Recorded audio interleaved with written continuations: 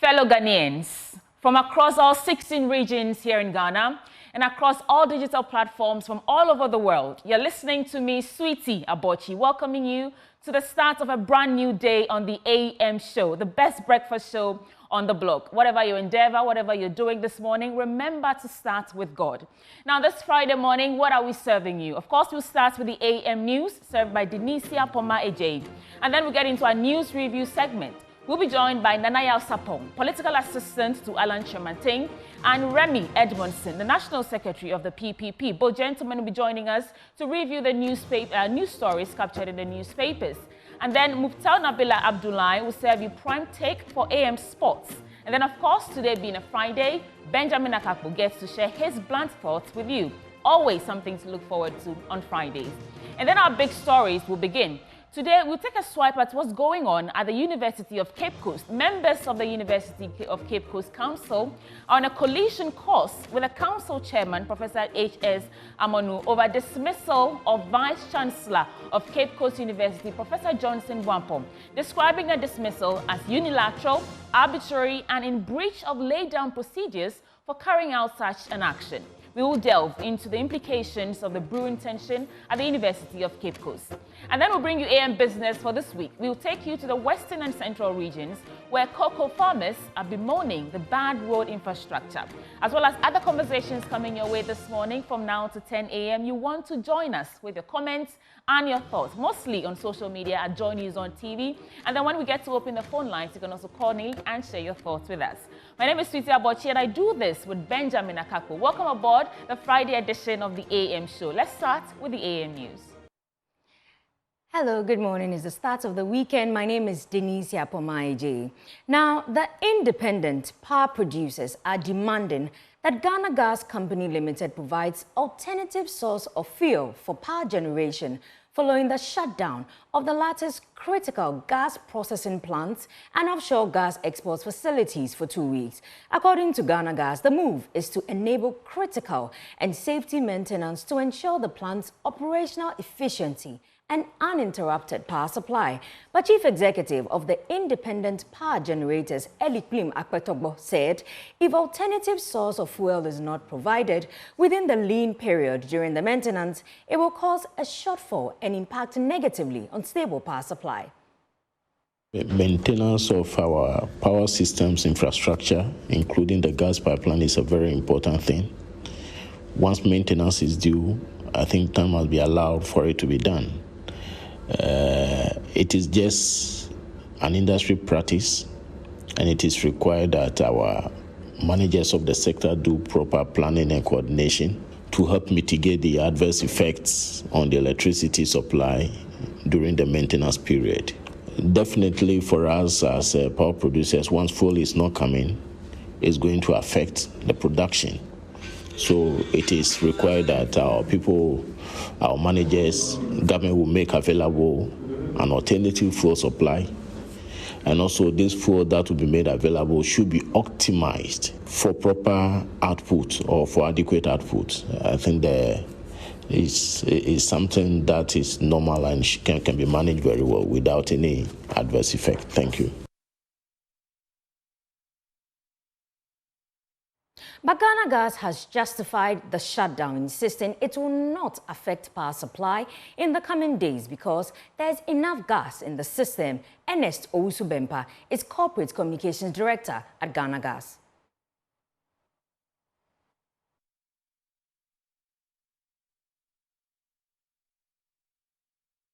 At the moment, we have more than enough. We're producing almost about 300 to 280 million cubic feet of gas. So that is not to say that we don't have enough to put for power generation. So that is, your question is a non-starter. Once there's gas flowing, and we have made an alternative arrangement for that, definitely there will be gas flow for power generation. What is the quantity of gas that will be lost in the course of this lean period? It's neither here nor there. It's neither here nor there when you're doing maintenance. That's why I've told you that we made an alternative arrangement. And don't forget, we have 350 million cubic feet of gas for power generation within the enclave of adding all the three Sankofa Atuabo plus the other one together combined make us about 350 million cubic feet gas flow. Not forgetting West African gas pipeline, WAPCO as well, and the rest of it. So definitely there will be a lot of gas flow for power generation. So it's a non-starter. These are the off-takers. We have off-takers who are doing that. And Quantum and SEG, they have more than enough for their consumers on that. We are just doing what we call processing and transportation of gas for our off-takers to do the rest of the job. So I think they have more than enough to give. And there's not going to be any shortage of LPG. Within our circle, what we produce, don't forget we are not the one who produce the total gas flow for LPG in the country. Don't forget. Yes. So that's what I'm saying, that we have more than enough to give. Away from the power sector, Deputy Minister of Trade and Industry Kofi Ahinkrah-Mafo has stated that the newly passed Ghana Shippers Authority law should help protect the interests of shippers and shipping service providers and improve the regulatory oversight of the entire industry. Speaking at a stakeholder engagement with a cross-section of trade associations on the newly passed law, the Deputy Minister reiterated government's commitment to ensuring a conducive business environment. We've had the opportunity to meet with the AGI and then GUTA and then other interested groups like Chamber of Commerce. And it's all about our new act that we passed about 3 or 4 days ago. And it all seeks to amend certain portions of the already existing act that takes care of our shipping industry. The industry is such that it is important for us to refresh. The law or the act was passed since 1974, about 50 years ago. And it's important that there are certain aspects of the law that needs to be amended. And as we speak, we've had an engagement with these entities who are stakeholders in this shipping industry. So we hope to continue with engagement, as we already indicated, that there's going to be a continuous engagement from here, so that whatever is in the act that has challenges will be addressed. Well, representatives of the trade associations expressed optimism that the Ghana Shippers Authority law will bring significant benefits to their businesses as it increases transparency and eliminates unfair charges inimical to doing business. Listen to President of the Ghana Association of Industries, Dr. Quaicoe Dake. Welcoming document, the welcoming act to strengthen the business community in 2 ways. To the shipper, it gives us the capacity to engage with our agents in a very equitable manner. The role of the Shippers Authority is well defined. They become a form of a referee to aid us create the equity that is needed in the cost of doing business, especially from the port of entry, where our various costs that feeds into our productions are raised by virtue of the agent's role. So we welcome this document. Going forward, as explained by the Minister and the CEO, an LI will be developed, and we will contribute to this LI to deepen the mechanism of implementation. Now, the Health Minister, Dr. Bernard Okoboy, has told the Assurance Committee of Parliament service auto groups are yet to be paid, despite the Finance Ministry authorizing that they are paid for servicing some ambulances. The $34 million contract has become the subject of controversy following revelation by the North Tongu MP Samuel Okudzeto-Ablakwa. Dr. Bernard Okoboy, responding to questions from the North Tongu MP, explained that the BOG has informed him no money has been paid to the group yet. Because of the public interest, I spoke to one of the deputy governors who have a working relationship when I was at Health Insurance. And the deputy governor made me aware that This is lodged with them, but not even $1 has been given to the provider. She used some terms, like I said, I'm not a finance person, that it is actually a letter of credit, that it is when the provider has actually performed, supplied parts to certain tunes and supplies the work executed, that they are empowered to pay for the work done. And so the governor made me understand that they have it with them, but they've not paid. Again, the processes, controller to BOG saying we've not paid any amount. All these are trails which as state actors should be willing to give information. I deliberately didn't make my PR team put in this part of BOG not having paid $1, because I believe that they also as an organization, if called upon, should be able to say it for themselves. But I'm saying all this so that those watching know that all actors, once they are in the process, should be armed with relevant documents to show what they've done. So this $34.9 million contract, do you have a copy? Who signed the contract? Have you seen the contract? No, all I'll say is that, with all due respect, whatever is required of us, once there are documents or activities that we as a ministry have engaged in, we will make it available. So can we get a copy of the contract? We want to see a copy of this $34.9 million contract. Honorable Chair, any document which is a public document executed on our books is for public record. It is only if it is not a record executed within my end that will suffer difficulty. But otherwise, we don't have a problem with it. Badano Tongu MP has been criticizing the government for awarding such a contract to a company that has been cited in the Auditor General's report for so many infractions. Report of the Auditor General on fleet management of the National Ambulance Service, which was published May 25th, 2022. Honorable Chair, I have cited the document. Yeah, I've cited it. And you've read it, or you only cited it? Oh, when these issues became a matter of public interest, I tried to get as much as information as I can. So I got it, but I don't think I've exhausted the whole document. I know it exists, yeah. This Auditor General's report, I will, on behalf of colleagues, admonish you to kindly read it fully. You really be worried about the state of our National Ambulance Service.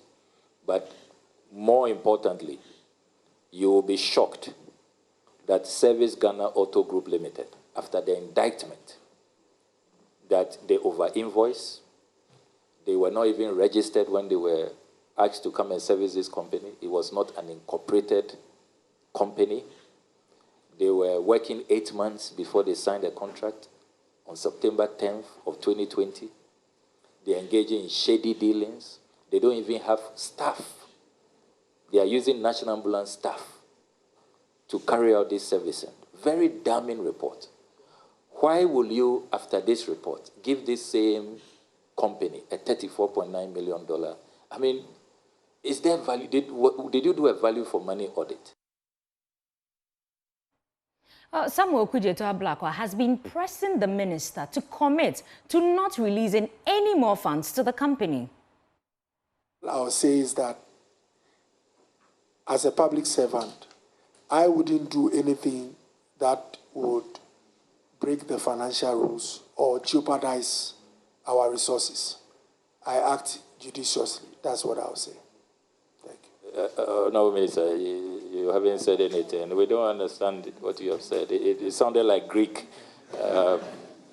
Please break it down to our understanding. You know, my vice chair says that she doesn't understand. I'm sure ranking member doesn't understand. Can you be clear, specific, and definite? This is Assurances Committee. Honorable Chair, yes. We don't joke with our assurances. Honorable Chair, with all due respect, because of the matters surrounding this arrangement, for an officer who is connected to say, I'll not even do further payments or commitments. Some way, somehow, that in itself brings you into the matters. All I'm assuring you is that I know that I am accountable to the state and to those who appointed me. And so, just as you would expect of me, I would only act in a manner which is in tandem with the financial rules and would be very judicious with how I apply resources. Well, Honorable Minister, a while ago you confirmed that there is no parliamentary approval for this. So, under what basis are you going to continue these payments? Parliament has not approved $34.9 million, not in the health budget, not in finance budget, not in the NHIA formula. So, I mean, what's going on in our country? Honorable Chair, you have to be clear about this. Honorable Chair, with all due respect, the accounts have a proverb that those who are wise, you don't speak in plain language with them. All the references you've made are references anchored in financial rules. So if I'm saying that I'll operate in a way that is in tandem with the financial rules, and I will not jeopardize our resources, with all due respect, it's a preset language, Honorable Chair. You are safe. The minister has also been admonishing Okujeto Ablakwa to stop passing judgment against the company since the matters are under investigation. Matters of apparent impropriety or corruption. Biblically, even God who made the universe and all of us says that when he makes an accusation, he calls on the subject to come and state their part. And I know that those who have done law is one of the fundamental principles, that no matter how convincing the case looks from the plaintiff, the defendant should at least be given a chance to also state their part. I know as a senior in PRESEC, you've had some crusades in various areas, but I always have this abiding stance that if even on the surface, all the ingredients of your case is very appealing and almost concluding of corruption, I will still have the patience for those who are named or alleged to also say something. So, Honorable Chair, I would like to indulge you so that we allow, I call them third parties. I believe that if I make a case as a ministry against a vendor or a stakeholder, it will not be fair for me to be the judge. So we should allow, and I'm happy that a third party, like I call them third because they are outside you and the vendor. I'm happy that a third party like SP has come to interview you. We should allow any third party established by law that calls upon us will provide the necessary support. And I believe that vendor is not above the law. That vendor would also show up. So the Ghana Anesthesiologists Society, is reporting pain as the most common representation of illnesses reported in health facilities across the country. Yet, cultural and societal misconceptions, lack of expertise, and structural setbacks are affecting proper management of pain, leading to death. Medical professionals across the country are assessing the systematic ways of managing pain under an essential pain management EPM course in Kumasi. Here's a report by Clinton Yeboah. Pain has many causes, including cancer, injury, infection, surgery, and people experience it in many different ways. Despite the commonality, pain is often a hidden problem and is poorly treated in hospitals. The Ghana Anesthesiologists Association and the World Federation of Anesthesiologists have instituted essential pain management workshop aimed at improving pain recognition, assessment, and treatment. The trainer of trainers workshop highlighted why pain should be treated, assessment of severity, classification of pain, pain physiology and pathology, pain treatment, and pain medication. General Secretary of the Ghana Anesthesiologists Society, Dr. Mosisia Frimpong, says the workshop is to equip practitioners to identify pain management barriers and efforts to overcome the barriers. I mean, there are cultural beliefs. For instance, there are some women who think that they should scream in labor as a proof of womanhood. Some too say religious-wise, it is expected that you go through various, when people are in pain and they are crying, especially the men, you are deemed to be weak. The pain is still there and has their consequences on people. So, Ghana Anesthesiologists Society, which is a specialty that deals with pain management, is collaborating with the World Federation of Societies of Anesthesiologists to roll out a course that was designed years ago by WFSA. It's called Essential Pain Management Course. Untreated pain causes inflammatory changes in the body, which may have harmful physical and psychological effects. A total of 21 trainers have been equipped to train an additional 100 participants. The anesthesiologists at the World Federation of Anesthesiologists, Claire Rooks, says the modules are flexible to be easily absorbed by local anesthetists. And it's a one-day workshop that's designed to teach people how to treat pain. And we also teach local people to train their local workers as well. I think so, because there are so many people here now who are trained and who are very keen and enthusiastic and more than capable of implementing many of the things that we are teaching here today. Amelia Cruther is the programs manager for the World Federation of Anesthesiologists. The courses in Ghana this week are supported by THET, which is the Tropical Health Education Trust. This is an organisation based in the UK and it's under their Global Health Workforce Programme. So we were awarded a grant to support 2 essential pain management courses in Ghana, with the first taking place this week in Kumasi, and we hope for one later in the year in Accra. Some trainees, including clinicians, anesthetists, doctors, pediatricians, and surgeons, say they will be able to overcome defects in their practice concerning pain handling. One of the major stigmas was that addiction is a frequent thing identified with giving patients, for example, opioids. But we've understood today that it is a facade. It is actually not true, and so we shouldn't be limiting ourselves. Clinton Yeboes reports for Joy News. The Central Regional Branch of the Ghana Bar Association has held a Thanksgiving service to mark the end of the legal year.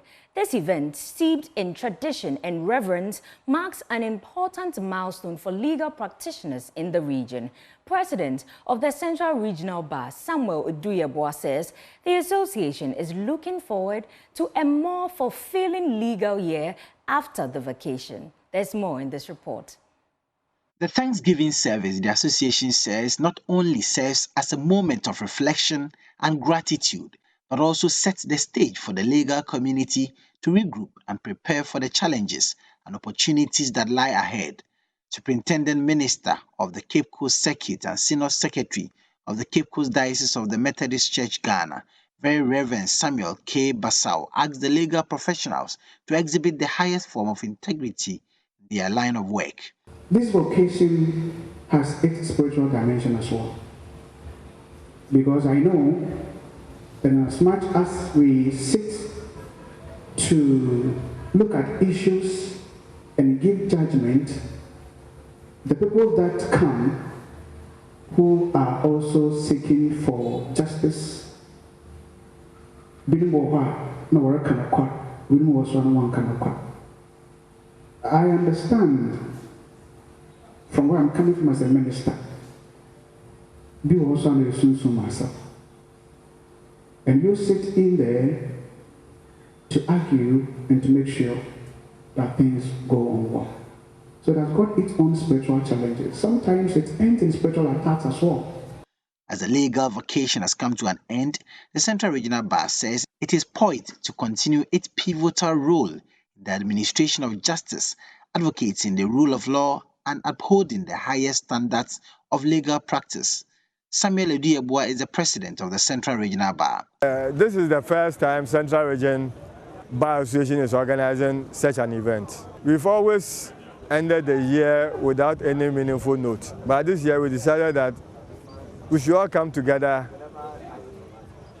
go to church, thank God for His mercies and everything, as I've said, and then go on a vacation, hoping that we will come more stronger, healthier, and ready for the next legal year. It was all to remind us that we have a child to keep. And we do that remembering that we also have a God to glorify. The event was also used for them to fraternize. Well, it's now time for our business updates with Sweetie Abochi. Let's do some business stories. Now, businesses are being urged to plan ahead in case of a potential interruption of power supply following that planned maintenance work on the gas processing plant and offshore gas export facilities. Ghana Gas has announced a planned maintenance of its processing plants and offshore export facilities for 17 days. According to Ghana Gas, this is needed to enhance the plant's operational efficiency and uninterrupted gas supply.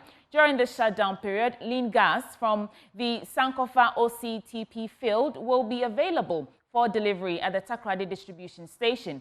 But energy expert Lomnuku Alija tells Joy businesses need to plan ahead regardless. If there is reserve or there's capacity for heavy fuel oil available in country, then it means that it's about how to operationalize or put it, let's say, coordinate among the various stakeholders to ensure that at any point in time there's adequate supply, either from the Sankofa OCTP plants, or if there's a need to rely on heavy fuel oil or other sources. Because I believe that even though the travel gas plants will be shut down for this 17 days, we can also continue to expect some gas from Nigeria unless otherwise stated. So for now, businesses should be obviously planning. They should be planning because, as you know, anything can happen. So they should have plans in case there's disruption in power along the line, which means that those who have to look at their generating plants and making sure that they have fuel reserves to power those plants in the event that there is no power supply. And also, obviously, the renewable energy sources, it looks like the continuous need to emphasize investments in renewable energy like solar and so on, so that people can have alternatives to cushion them in times like this. Because as I've said, the maintenance is something that we cannot do without. It is absolutely essential to ensure that the machines and the equipment that are used to produce, the final product that is used by these power plants are, ready to be used. Exactly.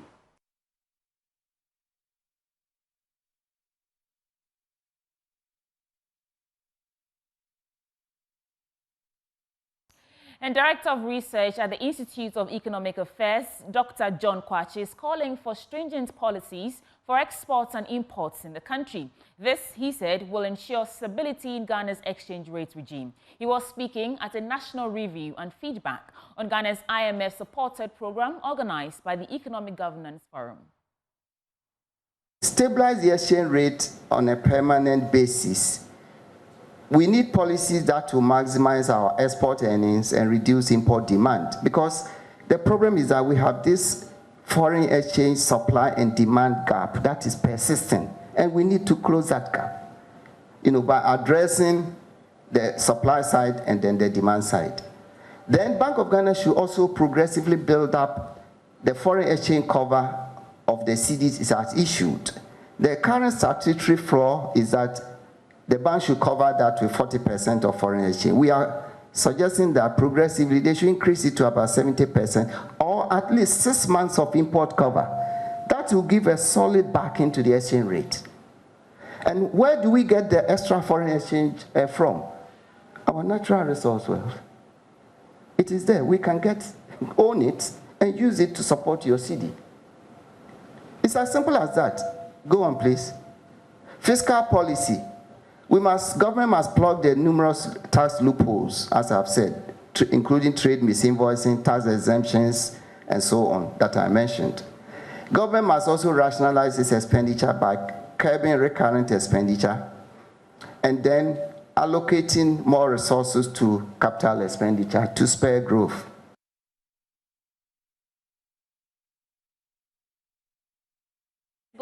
Let's get updates now from the currency market. And that's it for business updates. Hand it back over to Denisia Poma AJ. Thank you, Sweetie, for bringing us the business update. After AM News is News Review, we'll be joined in studio by Nana Yao Sapong, his political assistant to Alan Tremantin, and Remy Edmondson, his general secretary for the PPP. My name is Denisia Poma AJ, and from Sweetie and I enjoy the rest of the show. Missed me? My name is Benjamin Akakpo. Welcome aboard the AM News Review. Time now for us to get into that segment. I'll be introducing my guests shortly. But the segment is always brought to you courtesy of Endpoint Homeopathic Clinic. And as always, they are offering you, if you're a man, prostate screening for free. If you're a woman, fertility screening for free. I proffer that you take advantage of that, especially with the cost of healthcare nowadays. You don't get gratis treatment. So reach out to Endpoint Homeopathic Clinic. Where can you find them? Well, here in Accra, they are at Spintex opposite the Shell signboard, Kumasi, Kronoma here, behind the Angel Educational Complex. There's Takrade Anaji State, Tema Community 22, Tichiman Hanswa, and Esiama and Zema. These are their phone numbers. Are you ready? 0244 867 068 or 0274 234 321. Endpoint Homeopathic Clinic, the end to chronic disease. Joining me for the newspaper review this morning, I have Nana Yao Sapong, political assistant to Alan Tremantin, Alan Quaicoe Tremantin, and Remy Edmondson. He is national secretary of the PPP. Gentlemen, good morning. Good morning. Good morning, Benjamin. You're decked in white. The other one has the butterfly afafranto in a mixture of. Did you get this print made for you? Did you find it and find it? We did it here in Ghana. You made it here in Ghana. That's what I'm saying. Did you have this print made for you? So you someone saw the afafranto, decided to make a design out of it. We fell in love with it. And we asked ATL to print us some pieces. You asked ATL to print some pieces for you. It looks delicious. I'll get you some. You'll get me some, eh? I'll get yourself and Sweetie some too. It's unfortunate your production team will not be able to appear on TV. But then there are those that makes us appear, so I have to get them some by default. Okay.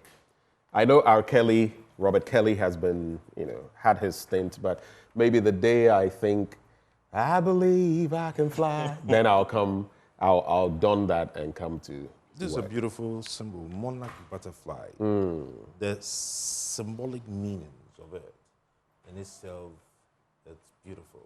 It stands for transformation. It stands for change. It stands for impact. You understand? In some cases, for rebirth. For rebirth. And of course, we started this campaign of rebirth of Ghana.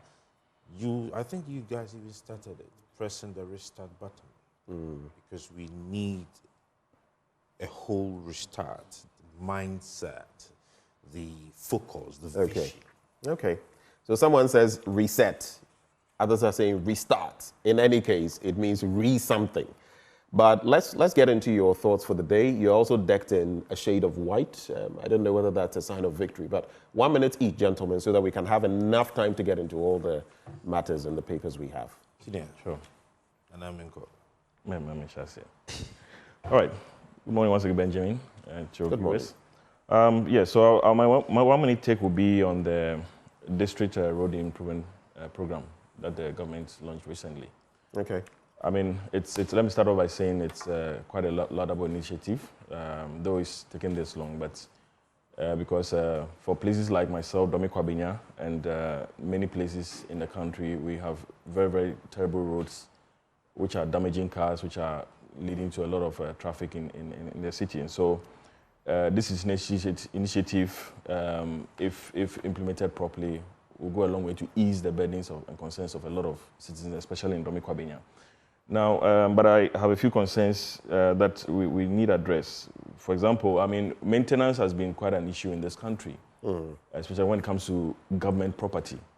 So what we need to know is who's going to take care of the maintenance, and essentially how well resourced would our district assemblies be to be able to take care of these equipment, so that they don't get destroyed after just a few years. Now, on the flip side, just a few days ago, so the minister also launched this. I don't know if you're aware, this maintenance app, as a road maintenance app, where citizens can download the app and then also make a call. There's this dedicated call center. Now, my question, I'm wondering how this, and interestingly, this project is running just for 5 months. Right. So just so when the government goes up. So I'm just trying to see how this app and the whole service scale fits in with this whole DRIP project. I mean, I see that as taking away the decentralization mechanism, because I don't see why citizens cannot deal directly with. Every district assembly has an urban roads department who's in charge of these streets. So why wouldn't you ask citizens to deal directly with the district engineers and rather have to call a call center? These are issues that we need the government to come clear on. But all in all, it's a good project, and we just hope that it will be implemented properly. As for the good projects, we've had so many of them, both on paper and initiated. Sometimes you cut the sod, sometimes you start. Yeah. But it's the execution, exactly. The follow-through that usually is the problem. Back to you, Nana Yasapo. Let's make it brief. 1 minute thereabouts. So I want to congratulate all of us, especially the individuals who were so much involved in organizations, who were so much involved in the gender affirmative bill. Affirmative action bill. Yeah, so for the passing of the affirmative action and gender equity bill in Parliament, we are of the hope that this singular action would up the game, especially in our field of politics and the field of private sector. You'd have to speak up a bit. The private sector. You know, sometimes we are made to believe that the women are themselves not those pushing, but then the environment within which they find themselves are actually the issue. And so I believe that this bill, when passed into law or when ascended to by the president, would do us a lot of good. My problem is the part that has to do with the private sector, where the private sector organizations are supposed to also ensure a certain quota are given to women. And I would want to entreat the gender ministry to, instead of pushing too much of it, should rather sit with the private sector and have a jaw, persuade them. And if there would be rewards and national recognitions for organizations that would actually implement or see to the implementation of that aspect, then we should bring it in order to encourage them to do it. I think that is going to help us a lot as a nation. Yes. All right, thank you very much for those thoughts. Let's quickly get into the papers. This time I'm going to start very quickly so that we can exhaust some of these matters. Then we get into your papers. The Daily Guide newspaper. Election 2024. EC opens nominations September 9. Nana shoots down Ejapadia propaganda. Baumia to open 2024 World Shea Expo. Ambulance dealers rubbish Ablakwa claims. Ekufuado commissions GNPC Energy House, and entrepreneurship should be compulsory in schools. On the back page, where we have some sporting news, Ambassador Quaicoe mourns late African Boxing Federation member. I want to give up, that's according to Brazilian striker Neymar. He's admitted there are days that I want to give up during his recovery process following a serious knee injury. You know, he's not played for his Saudi Arabian club, Al Hilal, in a while. Man City fined £2 million for delaying kickoffs.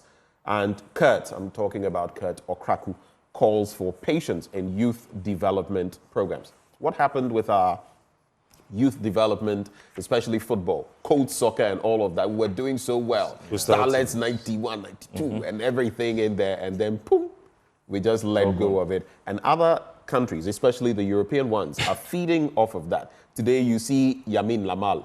Next time you see a certain Lionel Messi at the the under 20s, under 17, before you realize it. The transitions are smooth. System. And again, we have the age problem. Right. Look at our good friend Adia, who went to AC Milan. Right.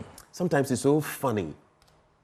It's so funny, the age dynamics and everything. You see some of these players, they say they are now 32, 35. You see them, you know. And we're 54. He grew past you. It's so rampant, you know.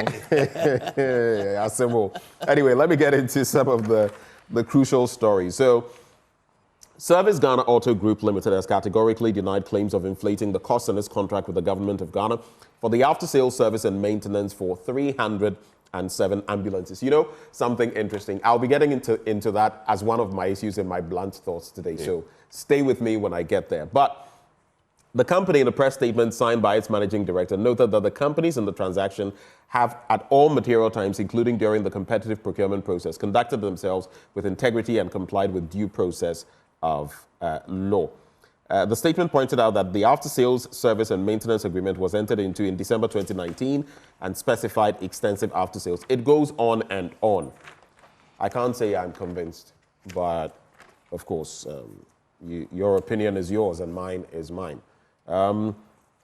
There's also the story on page 3.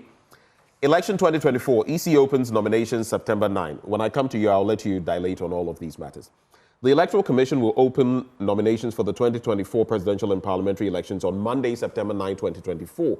A statement issued and signed by the Deputy Chairperson of the EC in charge of operations, Samuel Tete, disclosed that the nominations will close on Friday, September 13, 2024. It said the filing fee for presidential candidates was pegged at 100,000 Ghana cedis. And something I noticed in all our papers, also spoken, you start with, it said, and then you go back to the present, it said, and then you say, candidates is pegged at. We think it's a mistake when you say was. It's not. So it said the filing fee for the presidential candidates was pegged at. That's good English. Just like we use the subjunctive in English. Was pegged at 100,000 Ghana cedis with a reduced fee of 75,000 Ghana cedis for female candidates and persons with disabilities in accordance with the 2020 public elections regulations. And it also said candidates vying for the position of president will be required to make a payment of 100,000 Ghana cedis at the time of submitting their nomination forms. So it means Alan Chamating, maybe Nana Yao-Sapong will be presenting his 100K cash. No, they don't accept cash, is it? Oh, they don't. Bankers draft. Yeah, of course, yes. You're right. 100K, whether by bankers draft. Palu was the one that took cash there. Okay. So we have those two stories. Which one? Let me add the one about entrepreneurship, gentlemen. Then I'm done with the paper, and then you can come in. It's an important point. The Deputy Minister of Finance, Dr. Stephen Amwa, says, we all call him Sticker, says entrepreneurship should be officially included in the country's academic curricula as a compulsory subject at the senior high school level and the tertiary level. According to him, the state must give entrepreneurship the needed consideration in the state budget to ensure the development of the youth. Let's hear your thoughts on these three matters. I'll start with you again, Remy. Okay. So, you touched on the Japan. I've touched on the Japan nominations opening. I've touched on, well, I mentioned a Japan. Okay. Dear, you can go to it. I've mentioned ambulance. Okay. And the stories I read, election 2024, ambulance, and then entrepreneurship. But yes, right. I did mention. Yeah. So let me start with Japan. Yesterday, I was at a function where the president spoke and touched on that. So. It was on the occasion of the Ghana Report Summit, which dealt with the misinformation, disinformation in our political space. And it's quite interesting. Yes, the president alluded that it's some detractors of the government who are spreading this or have put this together. But what I find very interesting is this document has been out there for quite some years now. You see on it 2020, and it's one of the things, like I said, I'm going to be talking about. Yes, I mean, I saw this years ago. Exactly, at least about 4 years now. And it's interesting, granted it was even put together by the opposition, as I mean, you allege. I'm wondering why it seems to be something that it's a prophecy that is being fulfilled steadily. It's also the exact point. and that's very interesting for me. And I mean, it's quite worrying because certain statements made in there, we've all seen them come to pass. I mean, certain individuals who were marked out to be targeted. I mean, state entities, lands and assets that are to be appropriated. Everything is happening now. So I'm wondering why. One of the most obvious, the bit about a non-Ashanti and a Northerner to take over, all of that coming through. So this person on the other side, who put this together, must have given had this prophecy.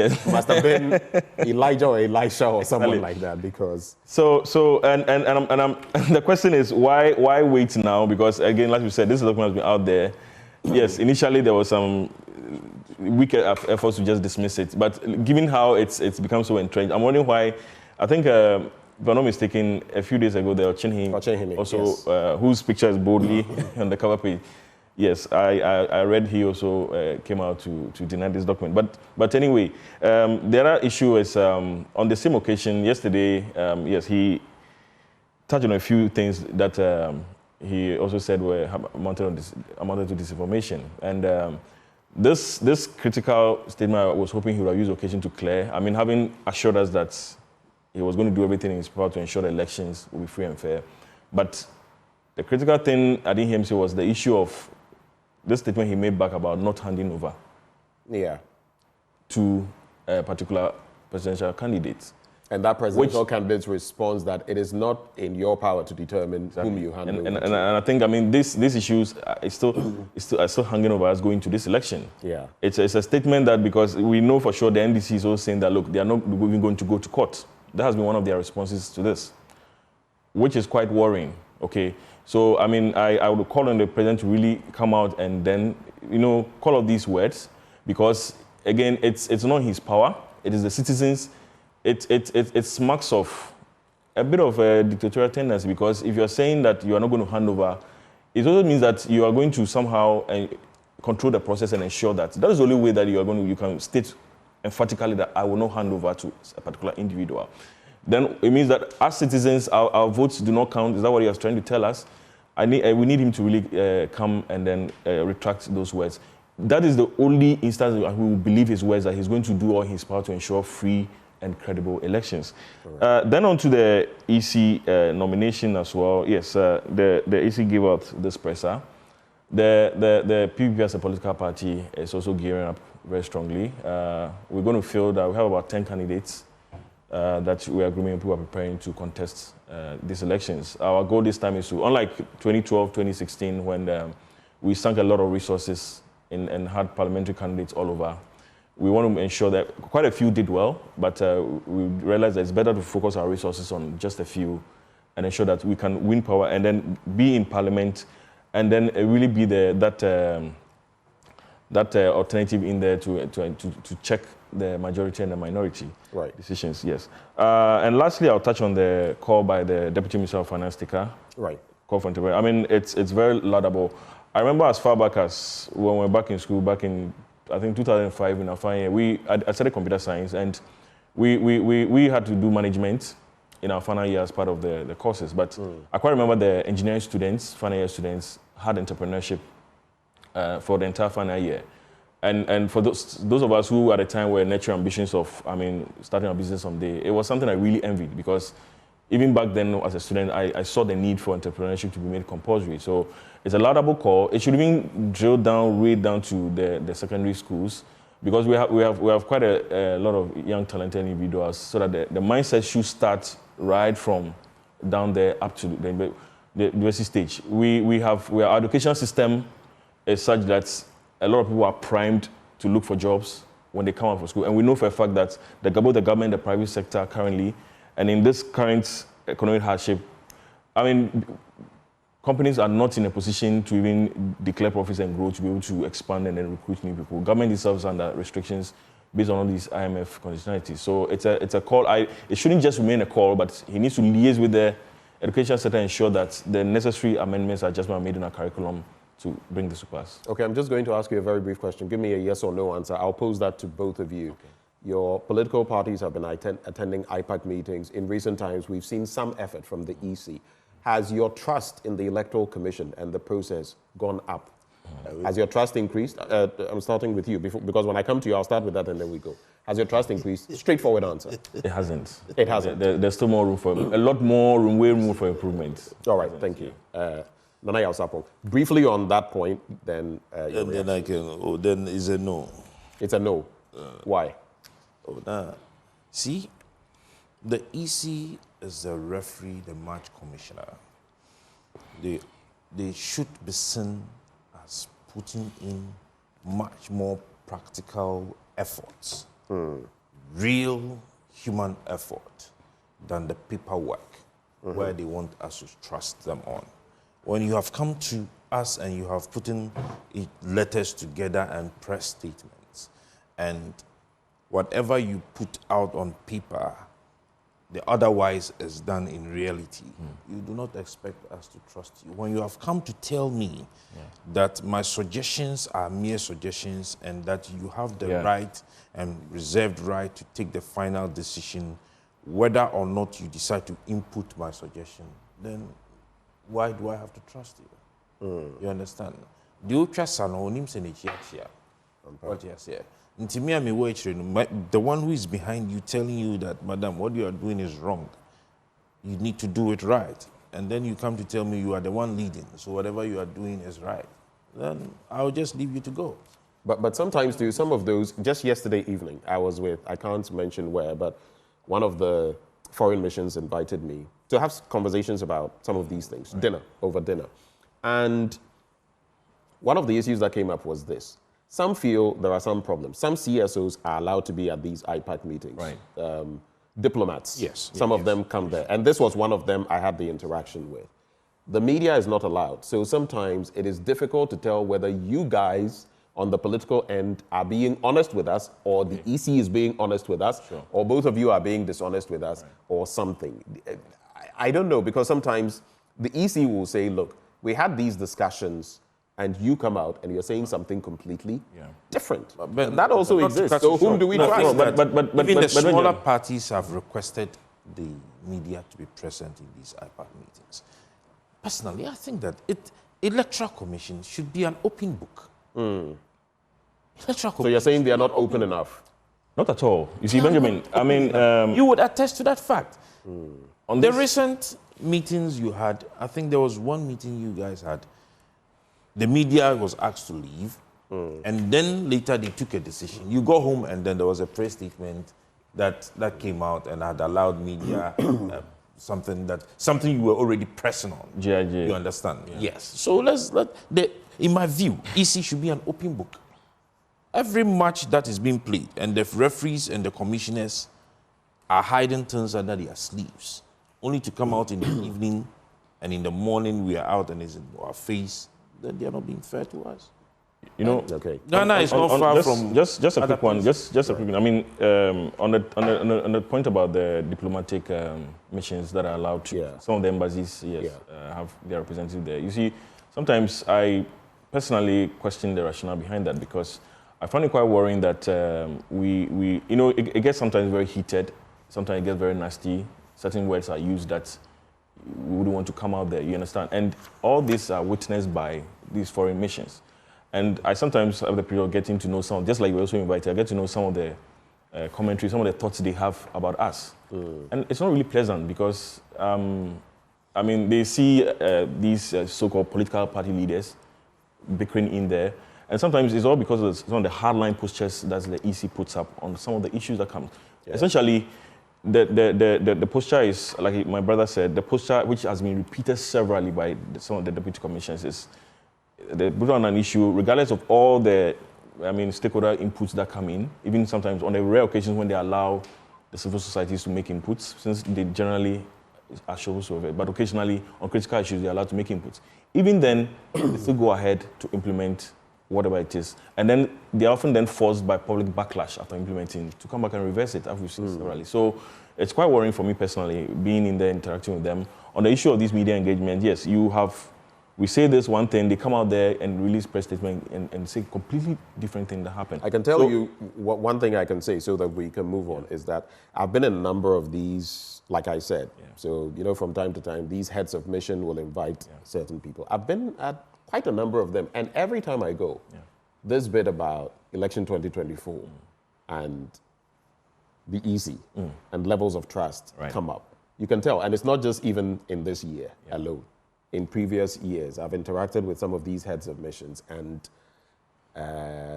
upon their invitation, so it wasn't as though I even, and then they'll be asking you some of these questions. I see some concern in there, but only time will tell. But gentlemen, let's... But the good thing is, at the last IPAC, the suggestion was made, which the AC seemed to take it on board, that subsequently, let's all have joint press interactions after. Right. So that it will not be it won't be that the only EC does its own. Because the media will be waiting outside once we finish. So if let's see how that goes in the subsequent meetings. Right. Okay, so I will start with the entrepreneurship aspect. Okay. Can you be brief? No, very brief. Okay. You. Because I want you to get into your papers. Okay, you're looking into my papers. So there is a disconnect between the academia and the field of work. All right? And so there need to be a clear-cut policy on how to integrate and develop curricula that would prepare the students immediately they are about getting into the field of work. And that is something that is in the human capacity development of the Great Transformational Plan. So we are stating that there is a need to institutionalize the link between the industry, the academia, the educational institutions, in reinforcing the importance of apprenticeship, you understand? So that the students, when they are in school, would be preparing their minds, not only for exams, but also to be out there, to be able to do something for themselves. And this would actually deal with the issues of job creation. Government is not the biggest employer, it's the private sector. And so if they are prepared for the field, it's going to work. Now, we've dealt with the EC, so I'll go to the issue of the ambulance. I think that, in my view, they are only doing PR work. The Daily Guide? Yes, they are only doing PR work. I don't, what I have read, or what I have heard, it goes beyond the explanations that the company has brought out. Ghanaians are demanding for accountability, and that is what we seek. On the issue of Ejapade. Ejapade, say yo. Onya Ejapa.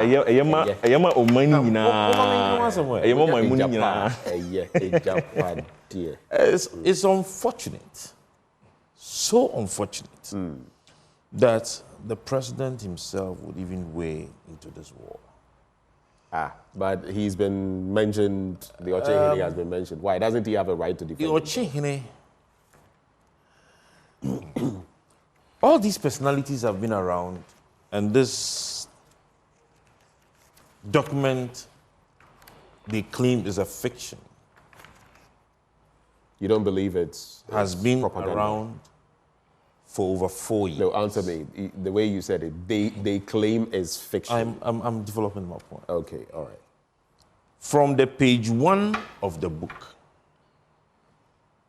paragraph 1, has steadily, consistently, just like a computer program, being fulfilled one after the other. The book came out, the time the book came out, banks had not collapsed, right? No. I think it's dated circa 2020. Like I said, it's been a number of years since I read it. The first one I read it was somewhere in 2017, 2018. It's been a long time. I saw it in 2020, so yeah. The banks went. The others followed. The communication bit followed. The internal party thing followed. Let me take your mind back. You know, there is this Ejapade royalties that went to Parliament. Yes. I mean, we had a field day asking questions about whether there was.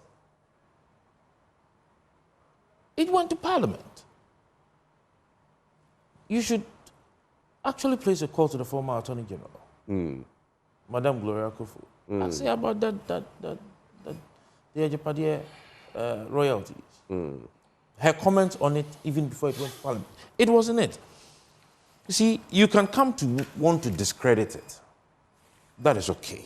We understand. But the point is that it cannot be a fiction.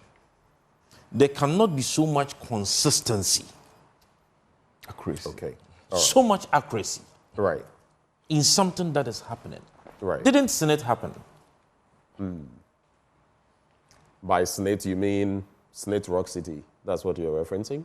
I mean, the management. It is okay, yes. Who will take over? Right. And this actually even made me believe that the taking over and the hotel saga has a link. Yeah, I see. And so they can come out to discredit it.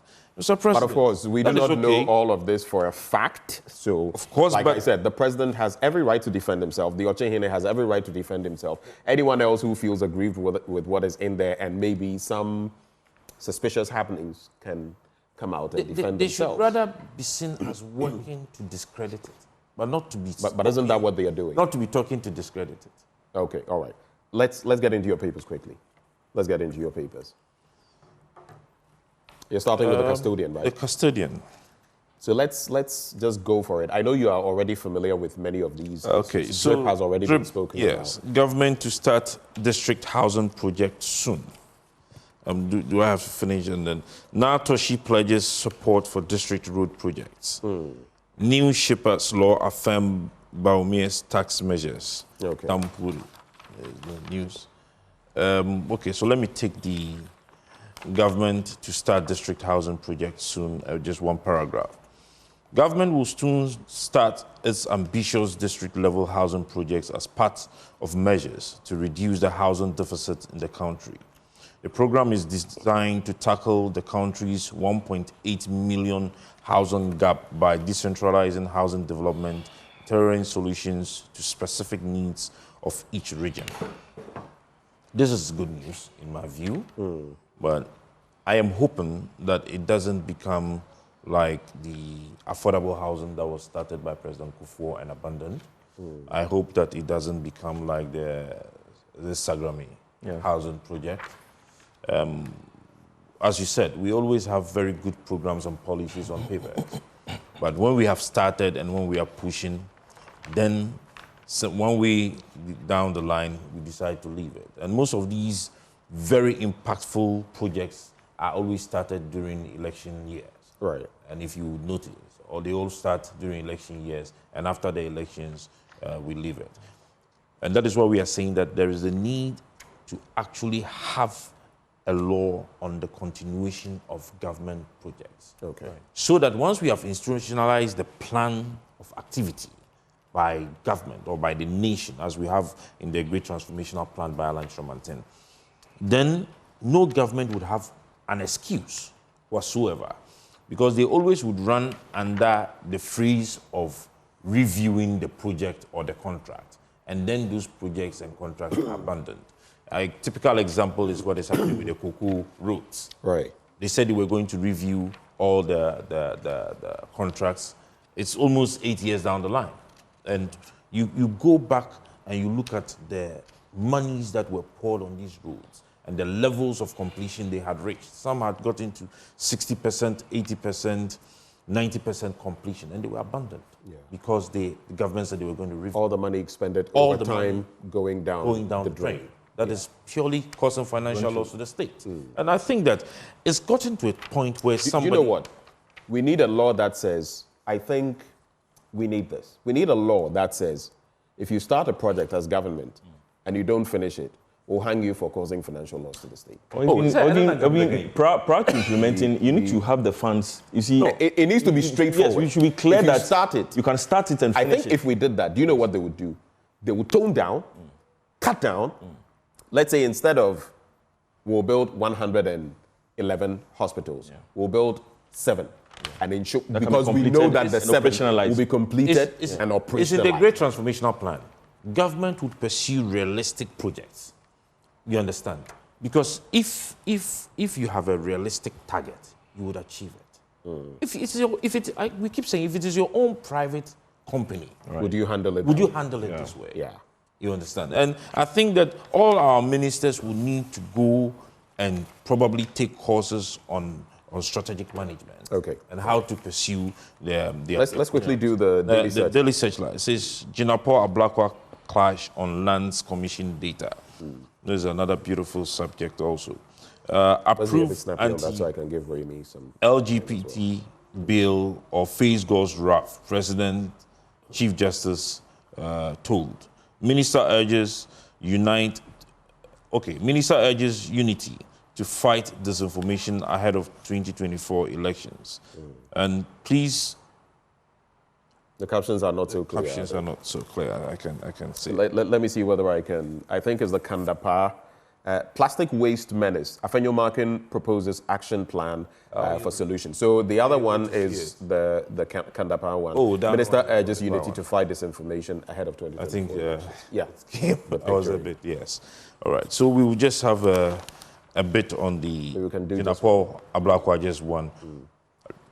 In my view, I think the solution is simple. If you are in a government position, if you are a minister, you should stay clear of government assets. All right.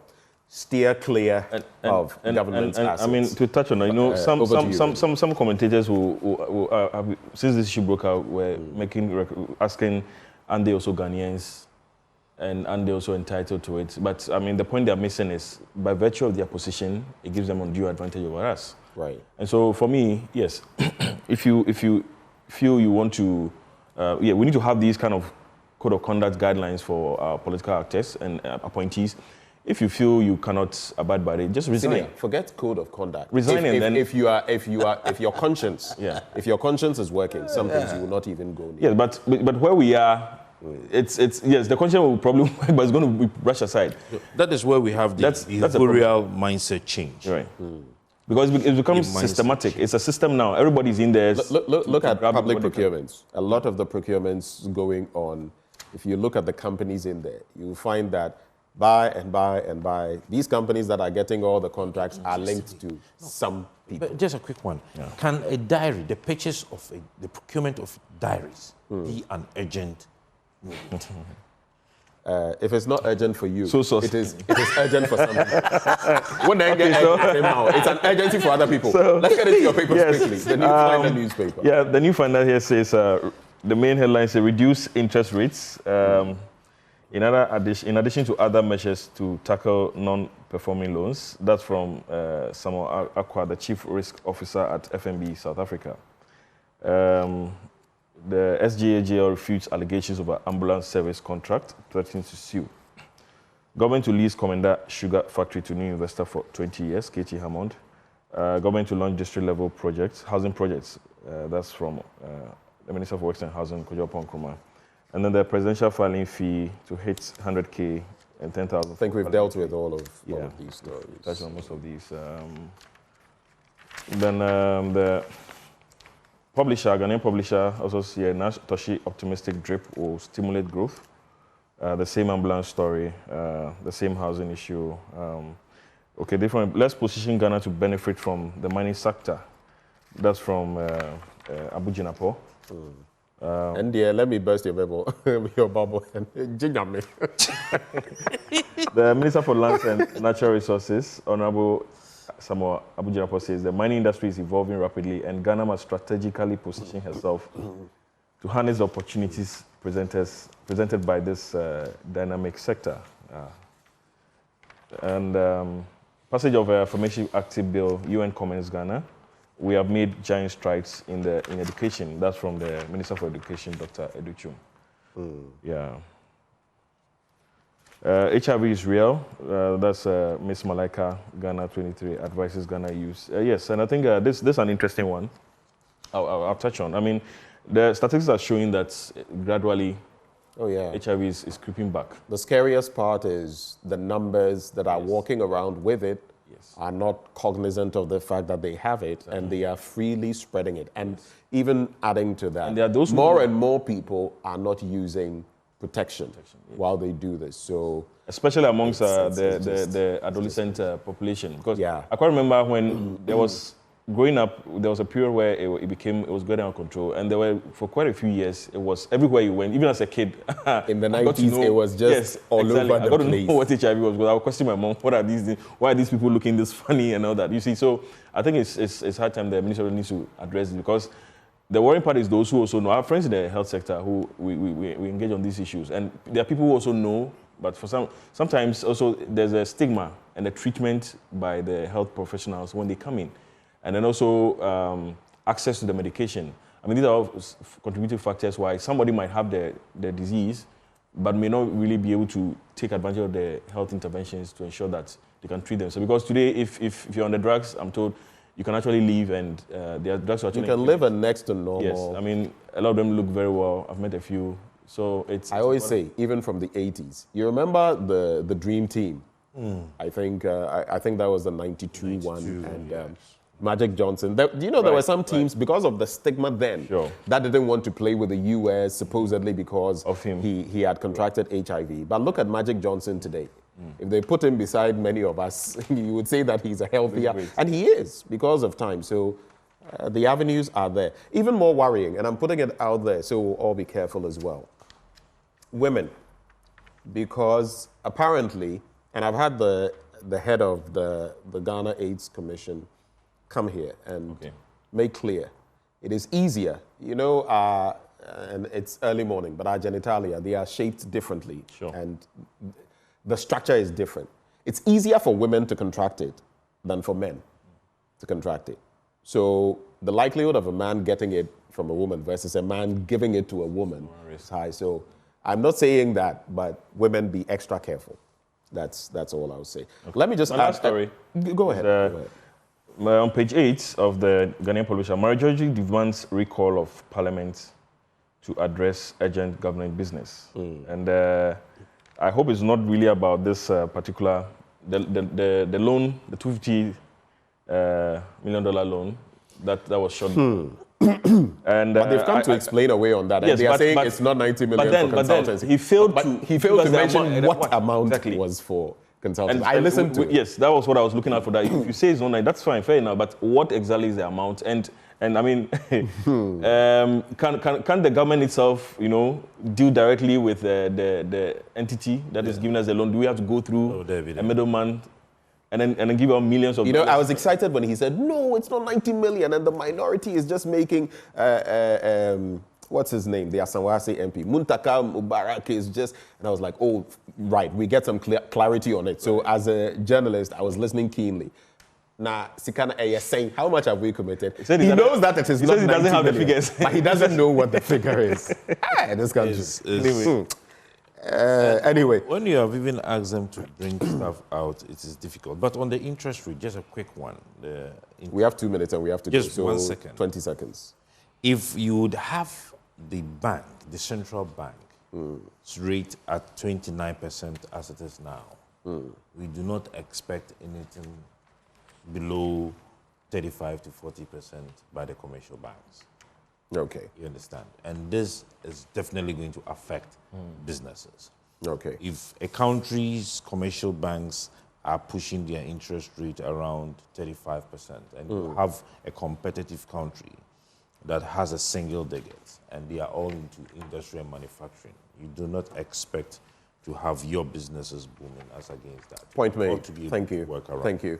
The Catholic Standard newspaper, it's refreshing to have this on the table this morning. From Sunday, August 4 to Saturday, August 10. Don't label elderly as witches. Struggle your own struggle. Don't go blaming your... Even if the person were a witch, the person has brought you up. And is it now that...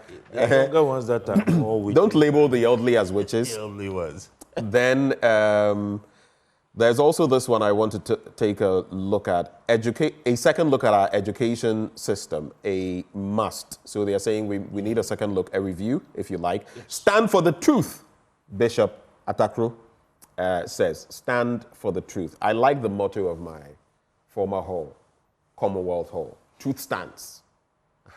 Truth stands. And then Catholic bishops launch 5-year peace initiative. 10 seconds, any final thoughts? Let me make it 15 for you. What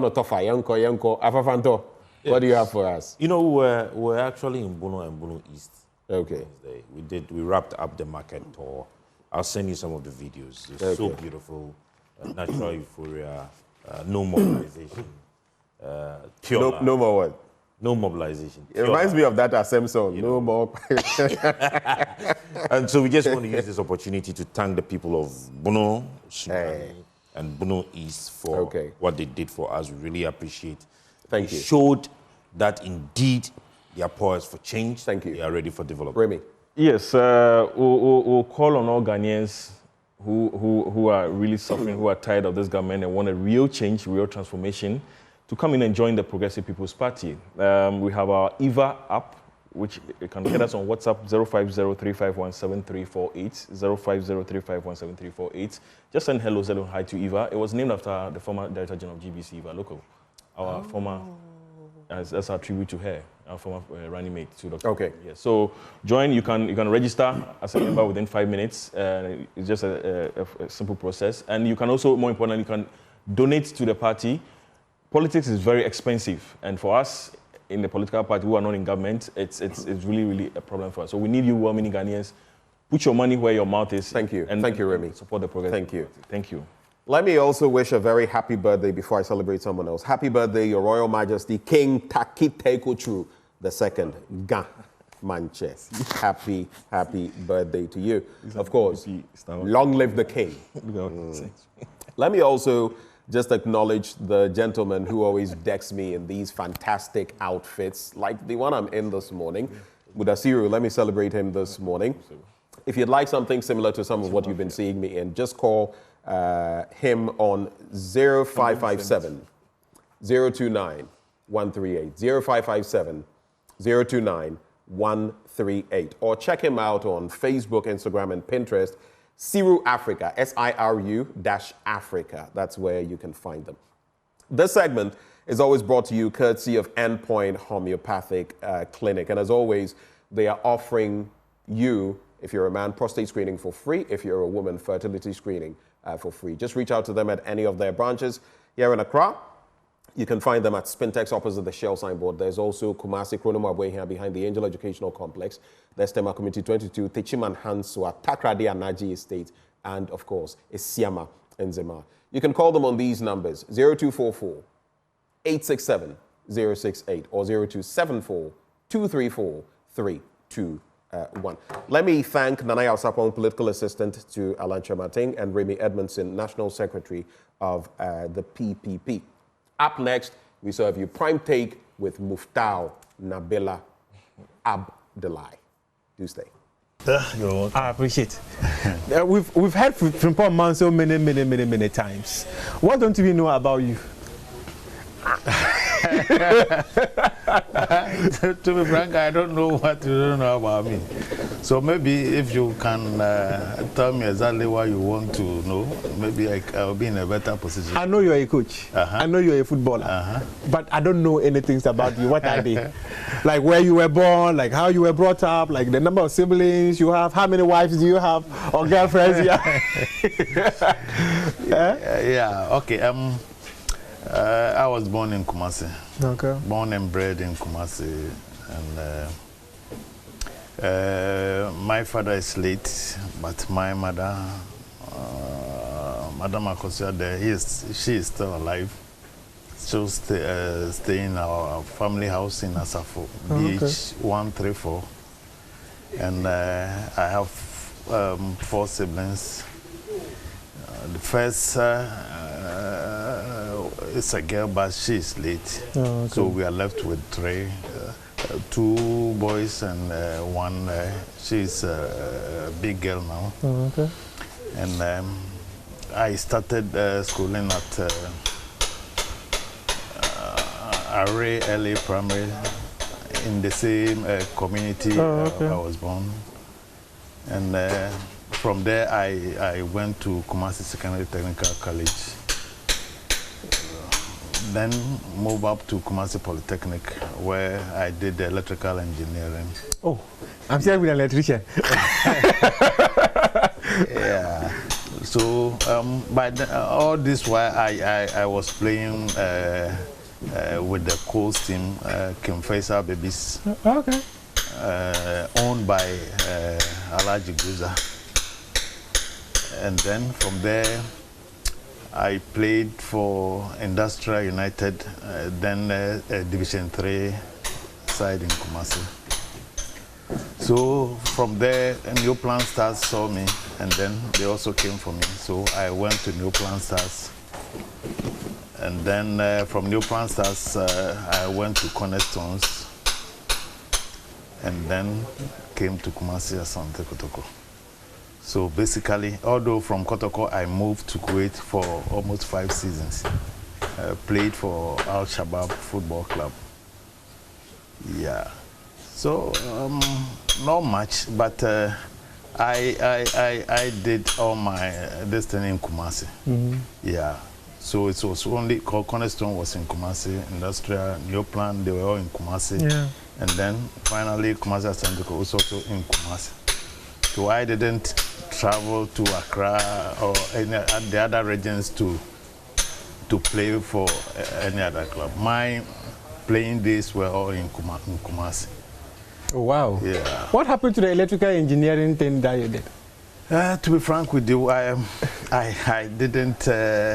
When I was playing for Cornerstones, that was in 1980 to I think 1984. Yeah. So I completed my electrical engineering part 3. By then I was to go to Akuse for a training. Then I was also playing for the national team. I'd just been invited for the national team, so I didn't know which one to focus on. Yeah, it was a big decision that I had to take then.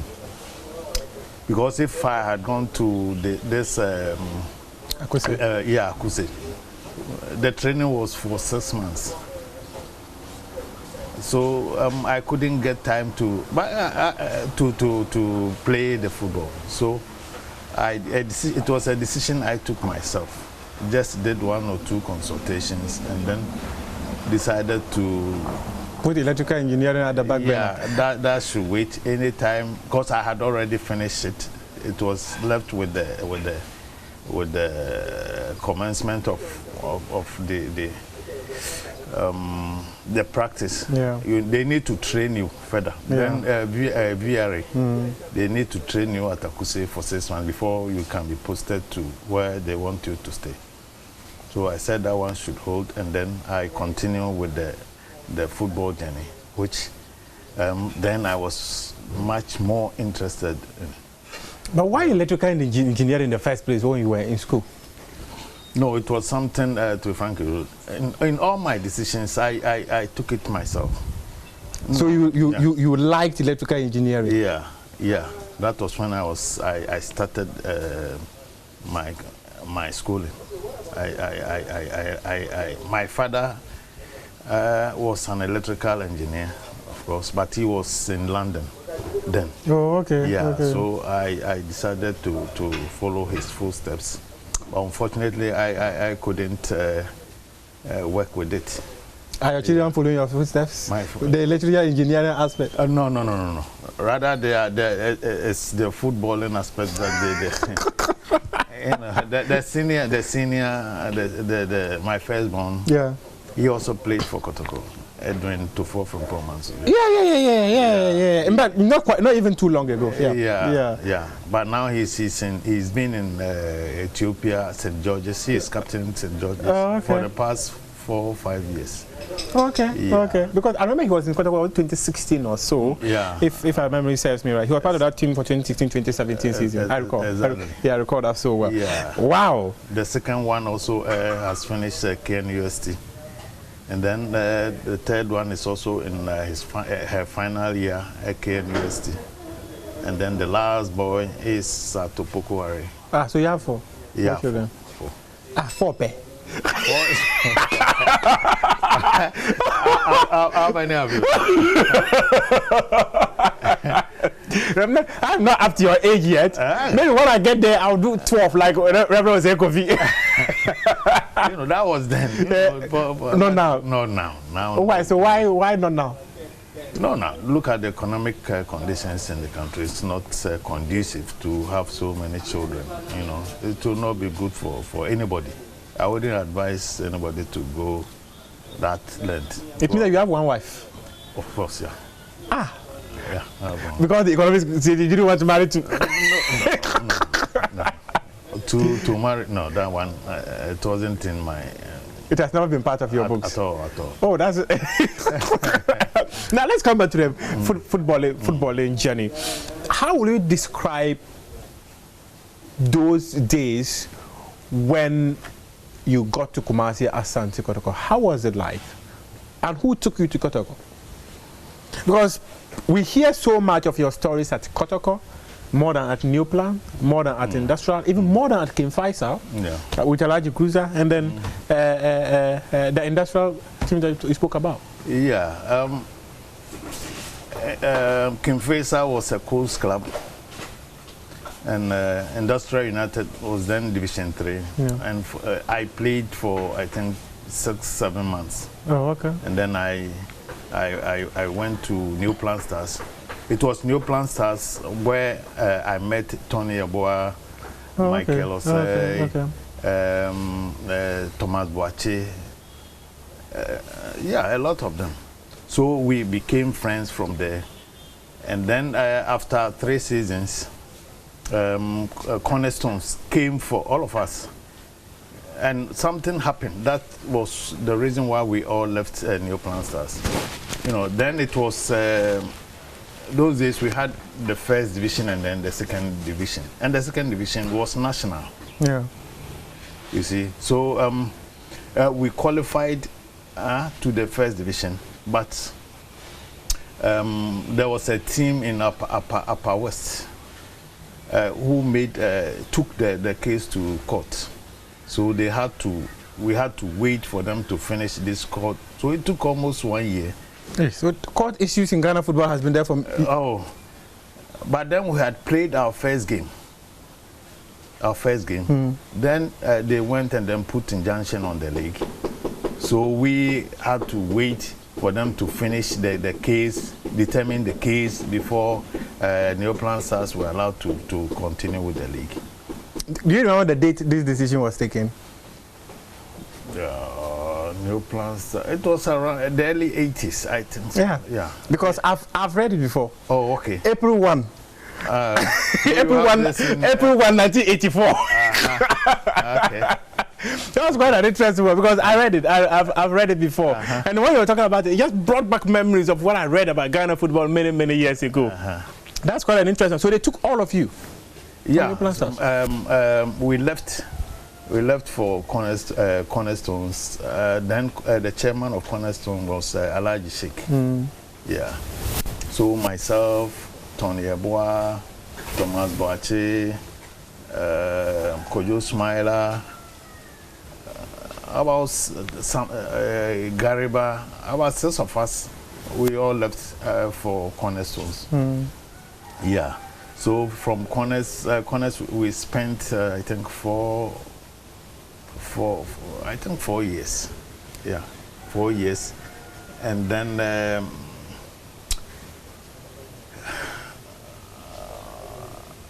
let me continue from this. I was the captain from New Plan Stars. Okay. Cornerstones, I became the captain. Kotoko, I became the captain. And then when I went outside, I was also the captain. Your life has been full of leadership. Yes. At some point in national team, I was also captaining the team. You see. So I have that, I don't know how to say it, whether it's divine or but what makes you special though? I don't know. Maybe they see something unique in me, which maybe I cannot. Yeah, because I remember in my intro, I spoke about how people command the back line. And just as you've mentioned, you've always commanded. You've always been someone who is given leadership roles in teams. Yeah, and you need to become somebody who can also try to balance the equation, be on the side of the players and at the same time the management. Yeah. Those days they didn't like people who they term as troublesome. You know, even if you're a good player and then they think they cannot control you or something like that, they can frustrate you. So maybe I was not like that too. So they found me very comfortable to work with. Okay. That is why maybe your calm demeanor. You were calm, but you were never calm on the pitch. Yeah, no, that one. When you get onto the pitch, you know, you become a different animal, a different beast. Yeah, you take over the space and you dominate the space. Whatever is happening outside. No, there I was not calm at all. So you moved from Cornerstone to Quaicoe, right? Yeah, from Cornerstone. How did that happen? They saw me, and those days I was playing for Cornerstones. I was based in Kumasi. I was living with Quaicoe fans. So right from the first year, second, when I was invited to the national team, that was when they started, Quaicoe fans in Kumasi started to shower these gifts on you. There was this man who was paying me every month. He was a Quaicoe fan. He was giving me money every month because he was hoping, and he hoped at the end of the season maybe I'll come and play for Quaicoe. It was a way of enticing us to Quaicoe. And which year was this? Do you recall? 86, 87. Yeah, I moved to Corners. We won the Wafu in 87. So the next season, that was when I came to Quaicoe. And which year were you called up to the national team? My second year in Cornerstone. It was in 86, yeah. Around 86, thereabout. Yeah. That's when you were called into the national team. Yeah. So tell me briefly, life in the national team, how was it like? Then, if you are a young player, I was young then. When you are invited to the national, you understand that you have to wait, because there are much more experienced guys there. So you have to sit on the bench, study them. So by the time you get your chance onto the pitch, you understand, you know how to cope, how to play, how to talk, everything. So it's not like now they can invite you today and then you start playing. But it's not a good thing? No. It may be, but there are some players, because they are rushed into it, they find it very difficult somewhere along the line. There are some games which are too much difficult for them, so you go falter and then you will not get the chance again. But then you sit. I sat on the bench for about a year or two before I got my chance. That was in 88 or something. There was this tournament, this now Wafu, then Supreme Council for Sports. Yeah, it was in Morovia. Yeah, that was my first tournament, you see. And then I met, Bokunti was there. I think... you met great players in that team? Yes. So then Thomas Hammond Gambo was playing in central defense. He was playing with Rafidi. He was also in Quaicoe. So I was on, and I was not worried. You know, they were playing. It was in the third game against Togo where he got injured. Thomas Hammond got injured. So I was the next to play. Even the coaches were afraid. They didn't know how fair. You see, so then they came to my room one night, and then they told me that it was rather the physio, the late Quaicoe. He came, and then he told me, "You are going to play the game tomorrow, so you should do that's your thing." He didn't say anything, just your thing. I said, "Okay." So I played the game, played very well. And then we went to the semi-finals. Gambo came back, played the semi-finals. I went back to my bench. Then he got injured in the semi-final. So in the final, I had to play. Played very, very well. So that was how come I got your chance. Your chance. So you got your chance through the injury of someone. Yeah. But sometimes, I'll come to your coaching career. But sometimes, why would a coach be willing to call up a player, but afraid to use the player because he's not sure what the player can deliver? If you're not sure what the player can deliver, why would you call up that player? It's two different things. You've seen the guy, the boy is okay. But at that level, that's also a different level. Does he have the temperament for that? The temperament, you see. It's something that we acquire. Whilst with the team, gradually you'll get the confidence because you'll be training with them and they are the same guys who are playing. And if you are fortunate to get guys who just will calm you down, give you the confidence, no, take your time, do this, he's coming, cover, a whole lot of things goes on the pitch. So you wouldn't know whether at this time the guy he has acquired all those things. So sometimes you'll be a little bit jittery. Yeah, I can understand. Not afraid, but a bit jittery until maybe after some touches or something that you get. Your nerves will finally settle and all that. So then talk to me about Quaicoe. I'll come back to the national, but talk to me about Quaicoe. How was your days at Quaicoe like? Quaicoe, those days, Quaicoe wanted matured players. So I had then been with Safu Jamfi, Pokunti, and then we were all at Winneba. So they knew me, and then we played against them in so many games. So the fans, even the Quaicoe fans, knew me. Most of them wish I would come to Quaicoe one day. Yeah. So it got to a point when we were even in the national team. Quaicoe supporters will bring food to the Quaicoe players, and then we will be invited to join them. And we were all in Kumasi, so we were also friends. So it got to a point, Safu Jamfi told me, no, next year I will take you to Quaicoe. So he pushed, to be frank, he pushed the management that, no, they should come for us. And then that was how it happened. That was a Foronia Consera. So immediately we won the Wafu Cup for Cornerstones. Then we decided to go to Quaicoe. So it was Quaicoe who came for me. Or they saw what I was doing and what I could do. So, and after 2-3 seasons, I became the captain of Quaicoe. When Kwesi Appiah left. When Kwesi Appiah left, you became the leader of the team. Yeah. Wow. Talk to me about being the leader of the team. I hear you do so much juju during matches.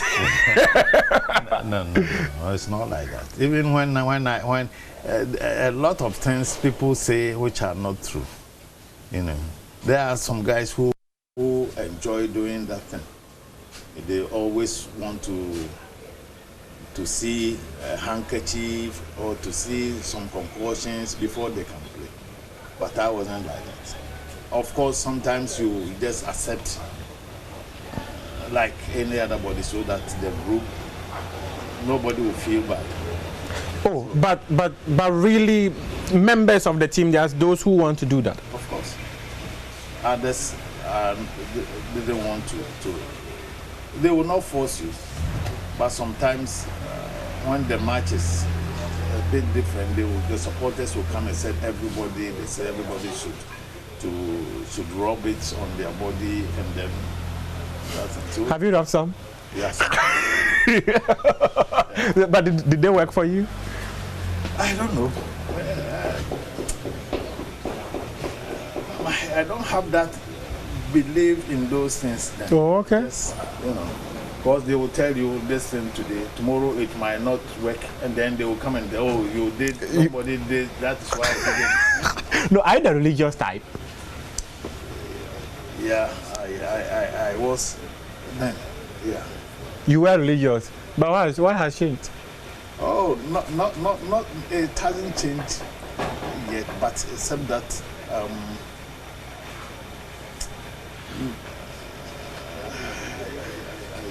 I am still, but not like you used to be. I used to be. There definitely should be a reason why you are not as you used to be. No, because most of the time we were in camp You will not get time to go to churches and those things.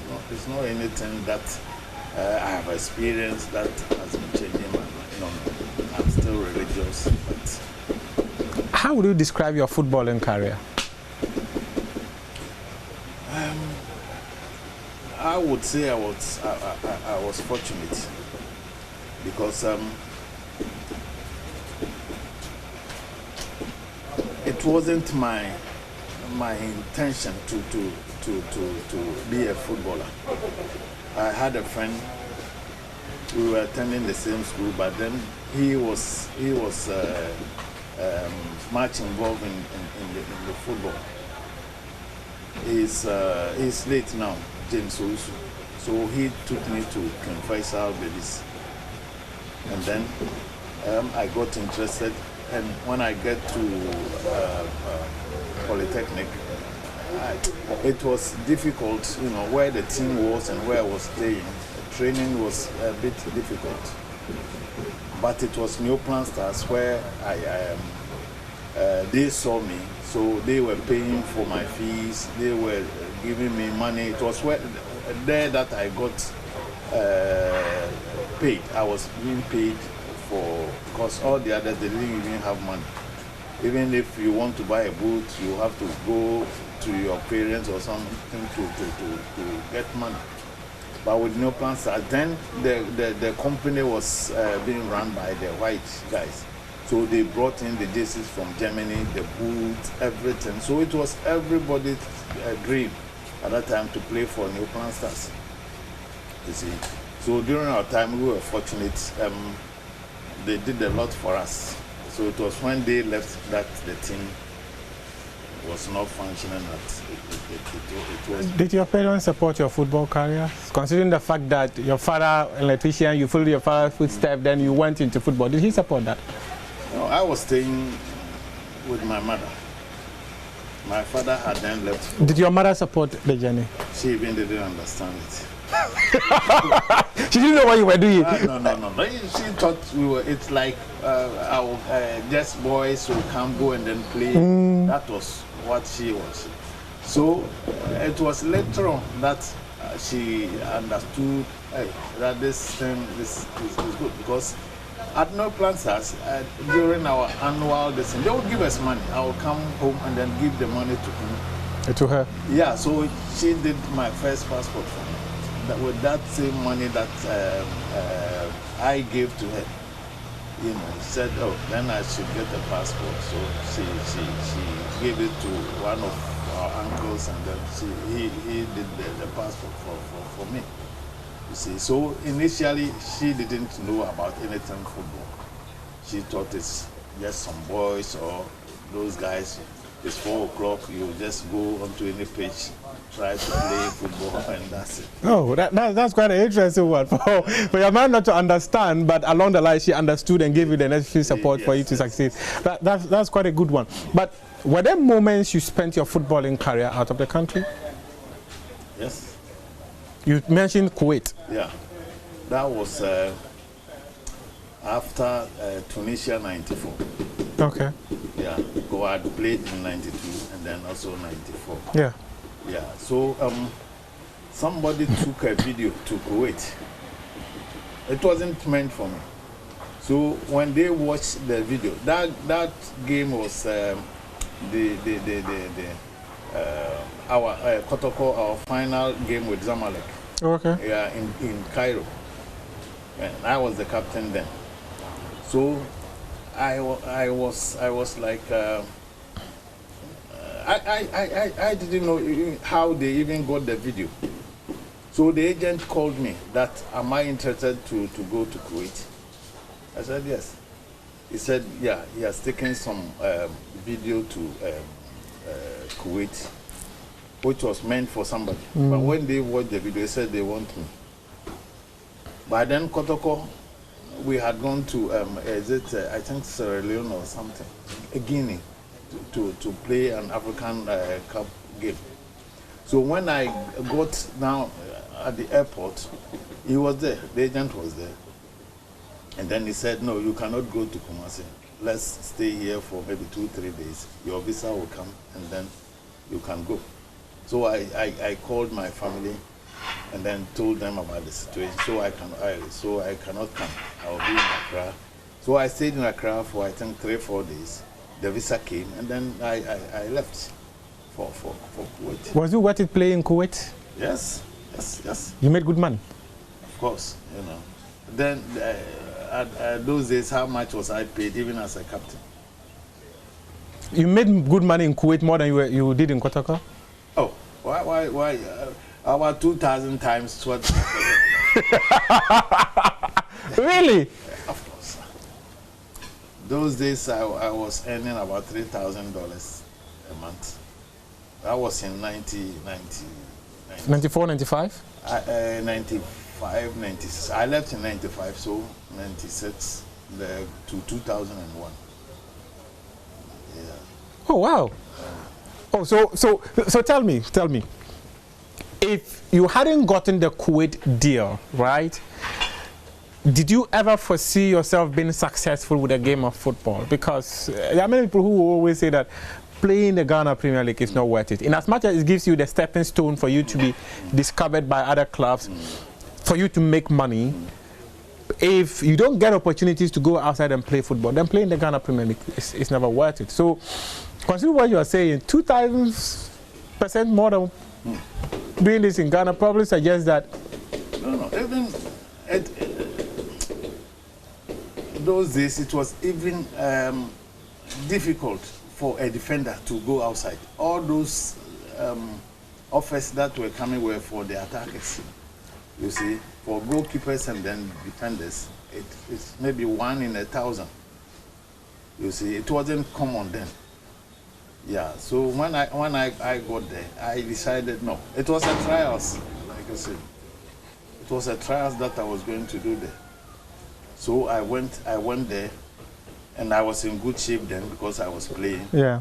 Yeah. So they were to assess me with a particular game.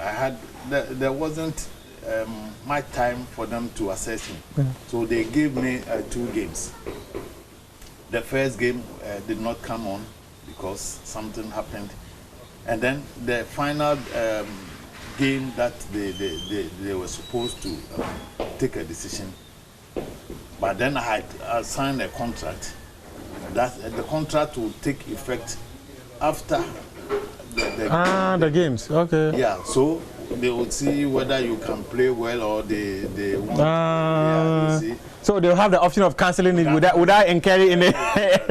Okay. So and luckily for me, over there, if the police doesn't come to the game, you can never play a match. Why? Because they know there are guys there. Security, they don't joke with it. So there was no security for that game. So the next day, whether they like it or not, their contract has taken effect. Oh, really? Yes. Because I've signed and the date has expired. So whether I play well or not, now they cannot cancel the contract again. Oh, lucky you. Yes, mine was a divine something, you know. and it really helped you. Yes, and they really also they enjoyed me, you know.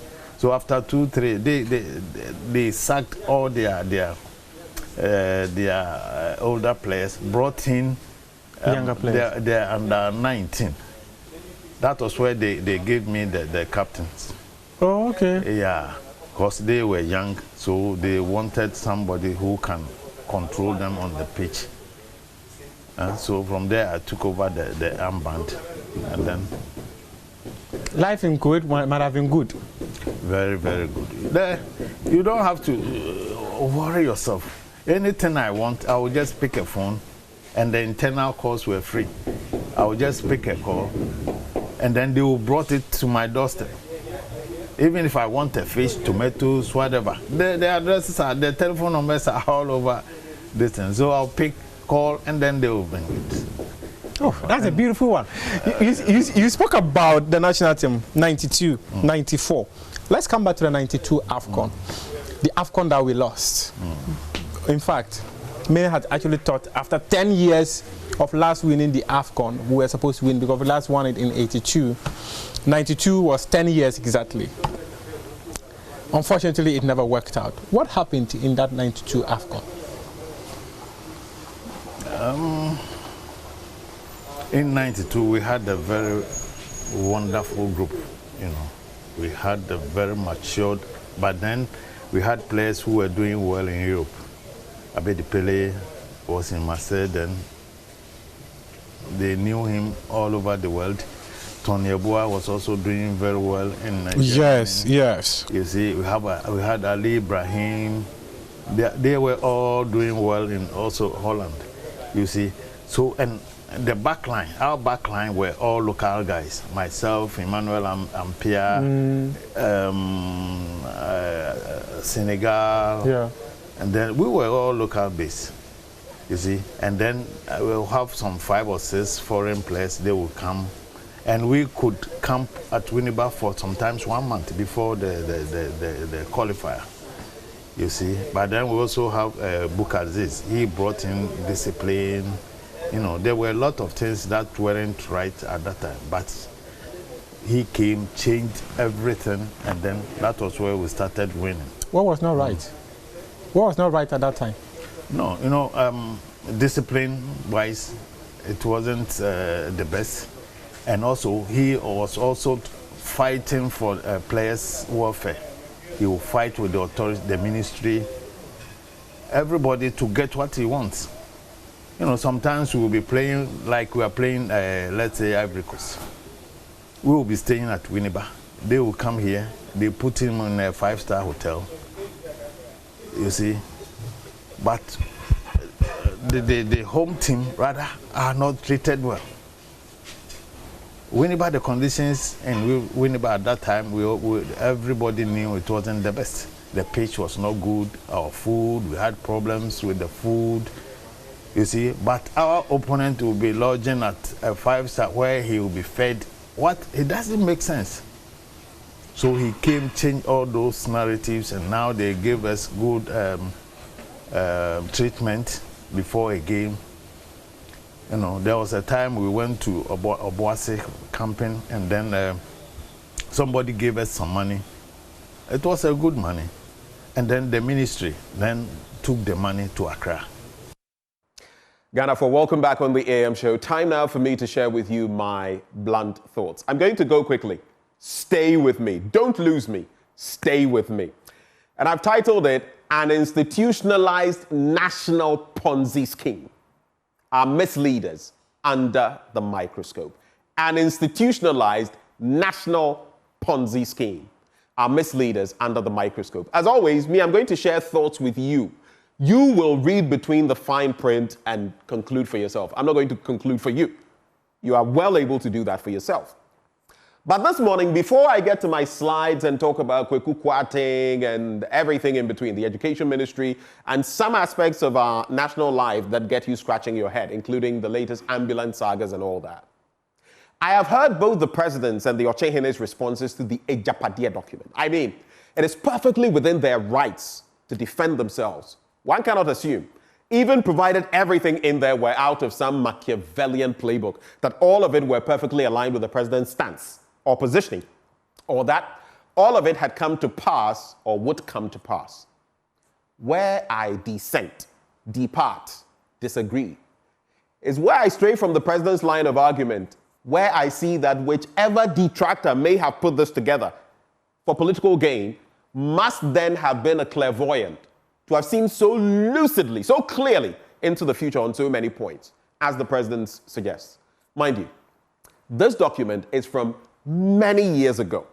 I personally read it some, 3+ years ago? So with the arrival, and this is what, I'm just going to quote some of what the document says. I'm not even going to go into the meat of it. The foreword. Listen. With the arrival of Nana, we see the rebirth of a second J.B. Dankwa who has come to the rescue. I'm also not surprised that there has been a lot of propping for J.B. Dankwa. You can't denigrate J.B. Dankwa. I wouldn't stand for anyone denigrating Nkrumah, and I wouldn't stand for anyone denigrating J.B. Dankwa, though You cannot compare JB Dankwa to Nkrumah. That is my thinking. One independence for us. He said independence now. The other was with the other group that in the end we're hoping would stay longer under British rule, so they would come and lead the country. And they said independence within the shortest possible time. So for me, it is clear. That notwithstanding, you should not denigrate JB Dankwa either. But if you see the trend and even the attempts over time, University of Ghana wanting to name it, I mean, was he the only one who did something there? Anyway, although the Asante group, and I'm going back to the quoting the Ejapadia document, although the Asante group within the current MPP is gearing itself to take over the party after Nane's tenure in 2024, it would be ideal if we could work to bypass them in 2024. With hard work, we could work to pass the mantle over to a non-Akan person, preferably from the north, under whose presidency we could secure the maturity of our takeover project. This person must have been a magician. It goes on. When we have finally captured the command and control sectors of the country for our private use, we will then be in a better position to wield the necessary political and economic muscle to manage the destiny of this country under the reign of the House of Ofori-Penning.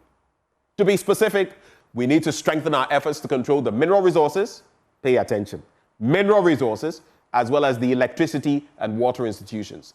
The success of this project depends on the way in which we, for the time being, control the judiciary and the press. We conclude with a word of caution. Until we have secured the critical sectors under our control, we should minimize the danger of obvious acts of individual corruption. I think that's where some people may have lost the plot, in order not to alienate the rest of the population. We must focus on the ultimate goal. We must seek first the economic and financial levers, and all other things will follow eventually. If you read other parts of the book, it goes on to talk about capturing the mining sector, oil and gas, telecommunications, every facet of our national life. I ask, is it sheer coincidence that this detractor, someone from, let's say, the other side of the political spectrum, could forecast so well, peek into the future, and condemn someone from the past to that future? In other words, the person is in the now, saw the future, and came and wrote something about the future, and all of it... Anyway, Manu Bokiti. You know, as for me, I only put the thoughts out there and leave you to decide. Read between the lines. Form your own thoughts. I just wanted to start from that angle. I'll go very quickly with this, and it's a wrap. But feeding from that same line of thinking, then you come here, Quaicoe Quating, and he's saying this. I am not a member of any party. He says, we always offer higher interest to lenders, borrow more, use a part to repay previous debts, and the rest to pay for the current year's overspending. Talking about our national economy. Next slide. So, we have been running our country's economy like a Ponzi scheme. And I will say, by extension, not just our economy, our entire national life. In many ways, doesn't make sense. And in many ways, we've been running our country like a Ponzi scheme. The economy is struggling today because lenders are now refusing to lend to us. It is just like a Ponzi scheme, going into crisis once people stop depositing their money with them.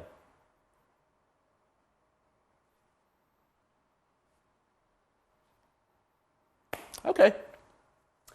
Now, Quaicoe Quating's take, what can be done? Acknowledging failures of leadership. I know some people, they be that. Somebody to me say, oh, we dear ya ye cry. And yanka epononche. Some of our politicians, and I'm not just referring to misleaders from today, I'm referring to some of those in the past as well. Sometimes you wonder what enters them at some point within governance. Because when they are coming, they are like sheep. When they get in, they are like wolves.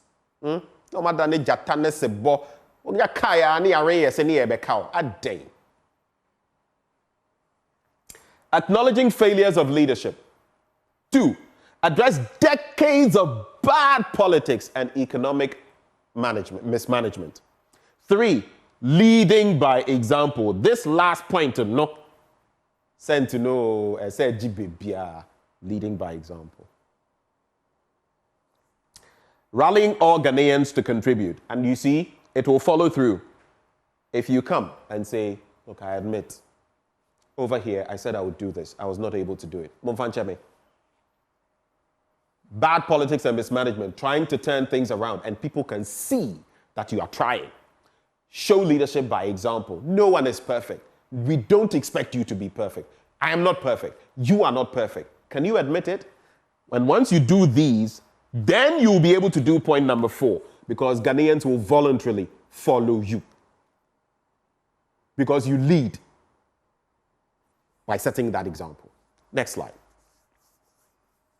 But from there, I also want to talk about another aspect that gets me, the ambulance purchase case and the amount involved. I'm talking about the Kasialato Forsen one. Whether it goes to the apex court or not, with the legal vacation and everything in October, and hey, I'm not bothered by that. $2.37 million involved. Next slide. Then you look at the reality check. The 307 ambulances issue.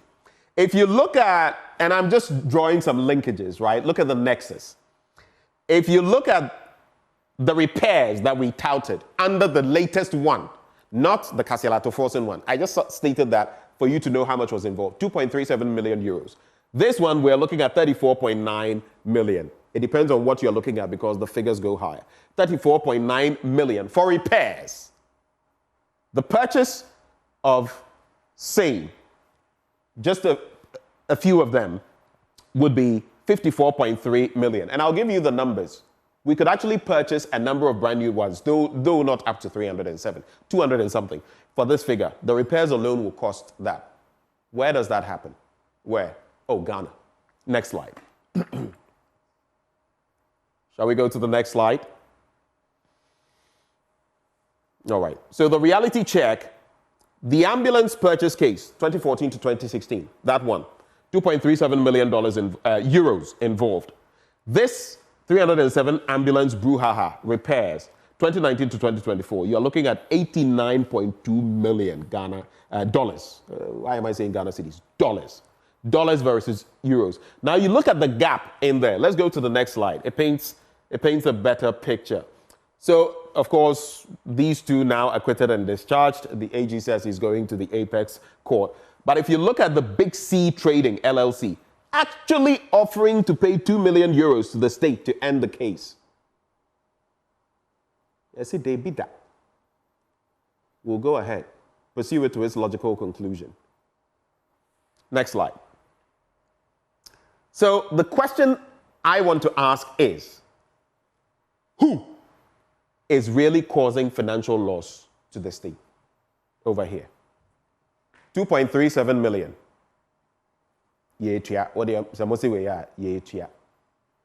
Versus the 80-something million. Who is causing financial loss to the state? I'm not saying anything. I'm asking you the question. You answer for yourself. Now, this is where I'm going to wrap. Procurement irregularities and the education ministry. You see, contracts, that's what the place where the most corruption is happening. Procurement. It is. And I'm not surprised. Years ago, we know the story. I'll not get into it. 55%, the equivalent of 29.6 million Ghana cedis of procurement irregularities was under the education ministry. I thought recently when the education minister was speaking, and I have said there are areas where I'm full support of him, like with STEM education and what he's doing. I'm not so much in support in terms of free SHS, not the quality, not how it's being delivered. I have my issues with that. But to be fair to the man, STEM, fantastic. I doff my hat to him. But I can't run away from this. Why are there so many procurement irregularities under your ministry? Sir, Adain, what's going on? 29.6 million Ghana cedis. We want to hear you address those two, Mr. Minister.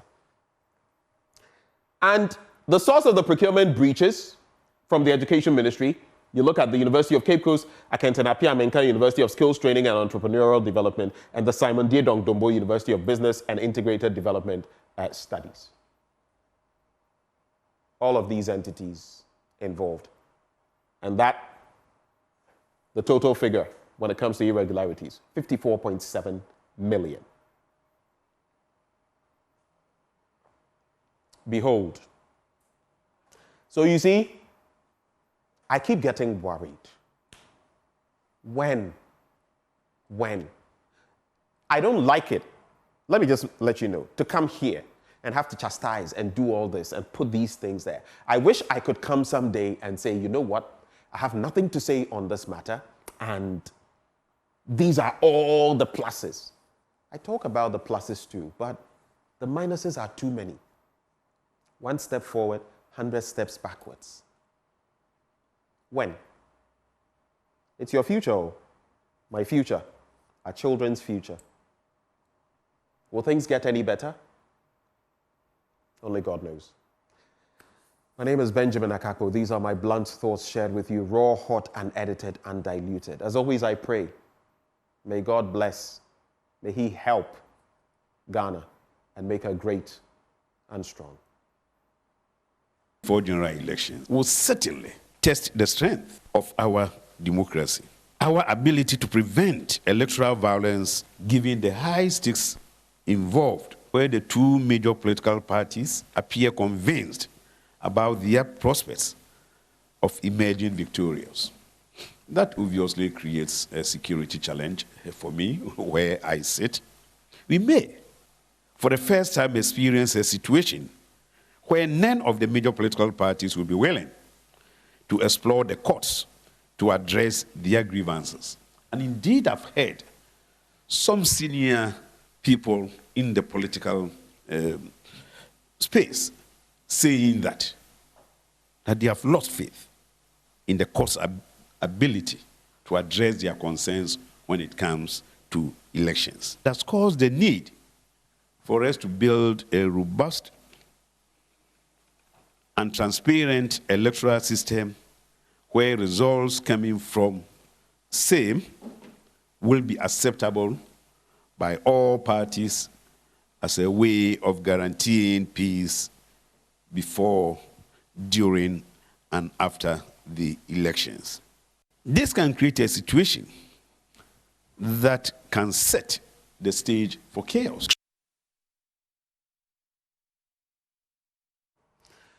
And that was the National Security Minister, Albert Khan Dapa. It was at that peace initiative, the Sahel initiative. And I have joining the conversation as we expand on what exactly was discussed, why even this initiative, and the warning signals as per what the National Security Minister says.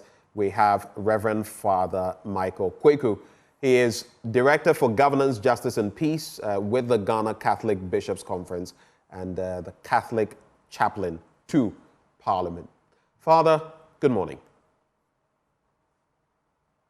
For having me. I can hear you faintly, but let's try again. Good morning, Father. Good morning. I hope I'm clearer this time around. You are. It's a pleasure having you join the conversation with us this morning. Let's start off by finding out about this Sahel Peace Initiative National Forum on Social Cohesion, Security and Peaceful Elections, and why it was held in the first place. I see the theme, building a more peaceful and cohesive Ghana, a collective endeavor. Why did we even have this? That's a very important question. The Catholic Church understands herself to be on a mission by our Lord Jesus Christ for peace in the world and development of all people. But especially from 2010, we learned with great alarm the similar tensions and conflicts around our sub-region, especially in the Sahel bit of our sub-region. And so the bishops of 5 countries, Ghana included, Burkina Faso, Niger, Mali, and Cote d'Ivoire, got together with experts and various stakeholders to think around how we respond to the onslaught of violent extremism in the sub-region and to augment government's efforts to bringing peace and ensuring the development of its people. So that is what brought this initiative to birth. So this particular forum, National Forum, was part of the church's activities in line with the initiative, but especially timely this time around because we are heading towards the polls. And as the minister said earlier, we know the dangers that face us if we don't deal with the underlying factors. So the forum comes to bring various stakeholders from both the policy level and those practical levels. So we had people like the Minister of National Security himself, the Minister for Religion and Chieftaincy Affairs. We had the Senior Minister himself and various governmental organizations, security, those from Parliament, but also those on the ordinary spectrum of life, even Kayaye and all, who were at the table for a discussion, because the church believes that if the security that we desire is for all, then it must be worked out by all. So this was the motivation for this conference, for this forum. At the end of it, you launched a 5-year plan, 5-year, 7-step plan, a strategic plan. And I know that, like you mentioned, the GJA was there, national security was there, among other institutions. Can you walk us through some of the key points that came to the fore as part of this strategic plan? Thank you for mentioning GJA. The conference was organized in collaboration with CRS, the Catholic Relief Service, with the Ministry of National Security, and with GJA.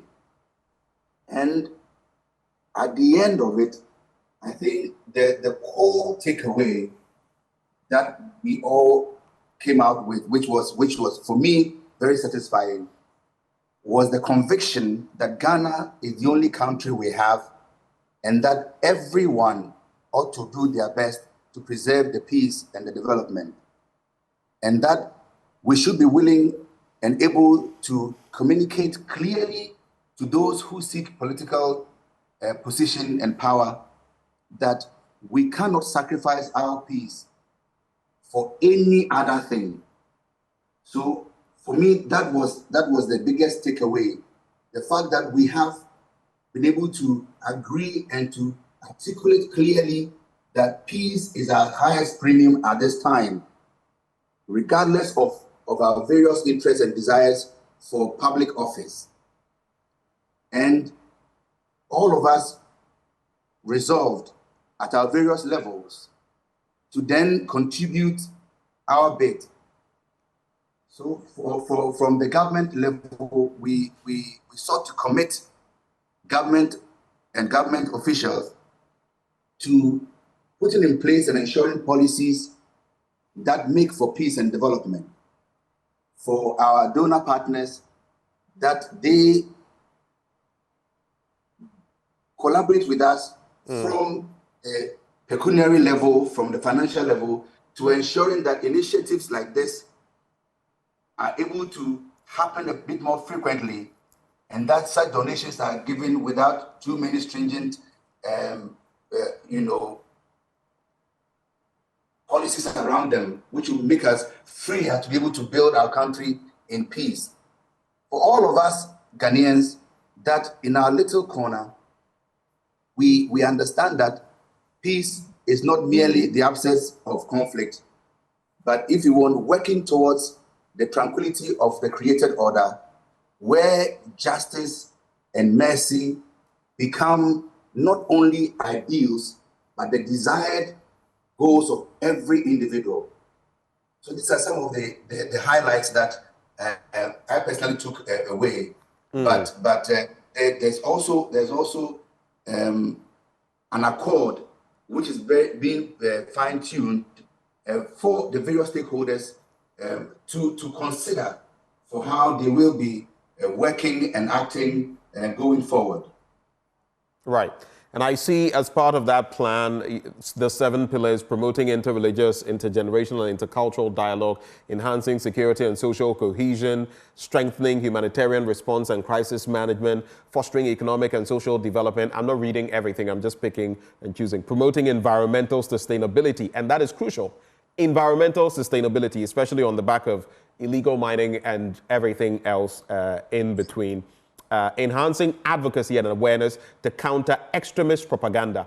And that is where I'm going to pause. Extremist propaganda, because in that document, you also talk about the ongoing violence in the Sahel region, triggering a significant displacement across borders, and the fear that the Upper East and Upper West regions border Burkina Faso, and there could be an influx.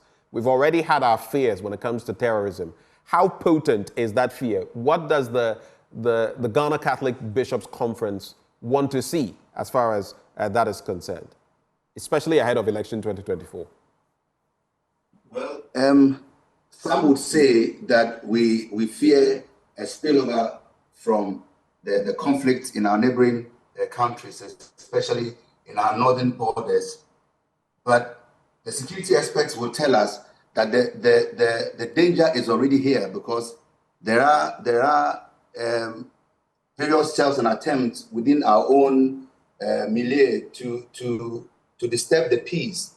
So our efforts are not only to prevent the spillover, our efforts are also meant internally to, as it were, confound the plans and the machinations of those who seek violence and who seek to destroy the peace we have.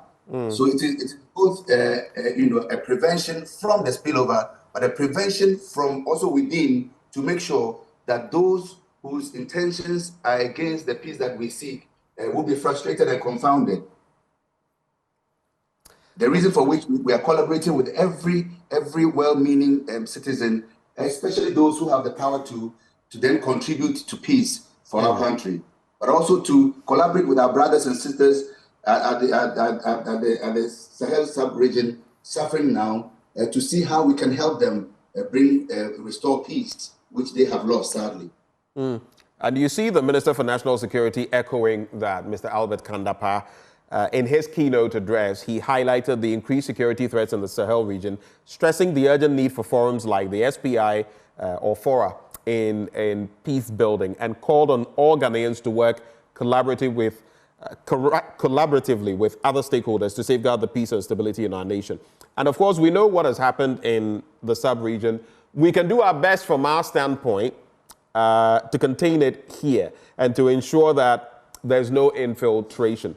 But then you also look at what the Metropolitan Archbishop of Cape Coast, Most Reverend Charles Gabriel Palmer Buckle, said, that it is not the sole responsibility of government security forces or any single organization, but a collective endeavor. So you are involved, I am involved, we are all involved.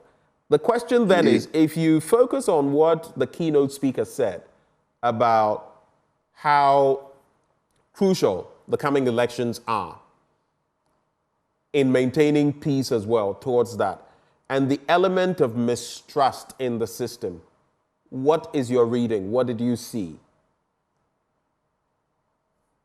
Well, it is the former president of America, Barack Obama, who is said to have said that what we need is not strong men, or in addition, not strong women, but strong institutions. Right. I think that is what we have to strive at, building strong institutions, which means that they must function in such a way that every citizen has trust that they will deliver on their mandates without any form of compromise. So if in fact there are some constituents or constituencies of our country who have lost trust in our systems, in this time talking about judiciary and others, it is important that we all work towards restoring that peace, that trust, because it is the bedrock of any collaboration. Otherwise, if people have lack of trust in the system, they won't collaborate with the system, and therefore would find other means of resorting to their own redress. So we pray that all institutions of government, all institutions in our country will strengthen their own structures to make sure that peace is built on trust that they will deliver on their mandate without any bias or discrimination. It's interesting because I have engaged a number of journalists. In fact, only yesterday I did that, some of them, and I pointed questions to them. I'll not mention names. I'll not state categorically what I said.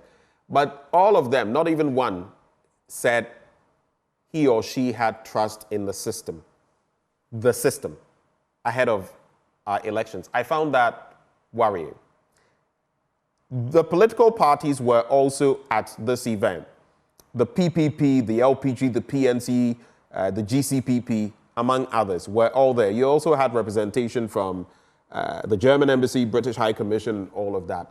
Just this morning, in the course of our news review, I asked the representatives of the PPP, Remy Edmondson, and the representative, National Secretary to Alan Tremanting of the Alliance for Revolutionary Change, Nanaya Osapong, whether they had trust now. The EC has made certain overtures. Whether they had more trust in the EC, both of them said no.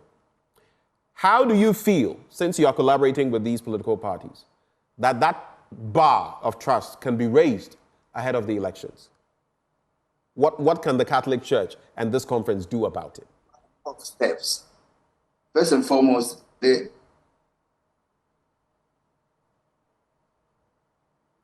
Hello, Father. I think we have a connectivity problem with Father Quaicoe. We'll try and see whether we can get him again. But I've been interacting this morning with Reverend Father Michael Quaicoe, Director for Governance, Justice and Peace of the Ghana Catholic Bishops' Conference and Catholic Chaplain to Parliament. Father, I lost you for a few seconds, so just start answering again. Right. Okay. So we believe that for us to have trust in our systems, especially on the level of the political parties, there has to be the appearance, at least, of a level playing field, which does not appear to give any undue advantage to any particular political parties or political actors. Two, the political parties themselves ought to be bearers of honest news, and in their own campaigning, that there must be a certain level of honesty that assures the citizenry that it is not just because the other is seen in a bad light that they will be voted for. Because we don't gain much by just demonizing others. And yet, the political parties must also be willing to collaborate with the institutions of state, especially the Electoral Commission and all those state apparatus which must collaborate for this peace.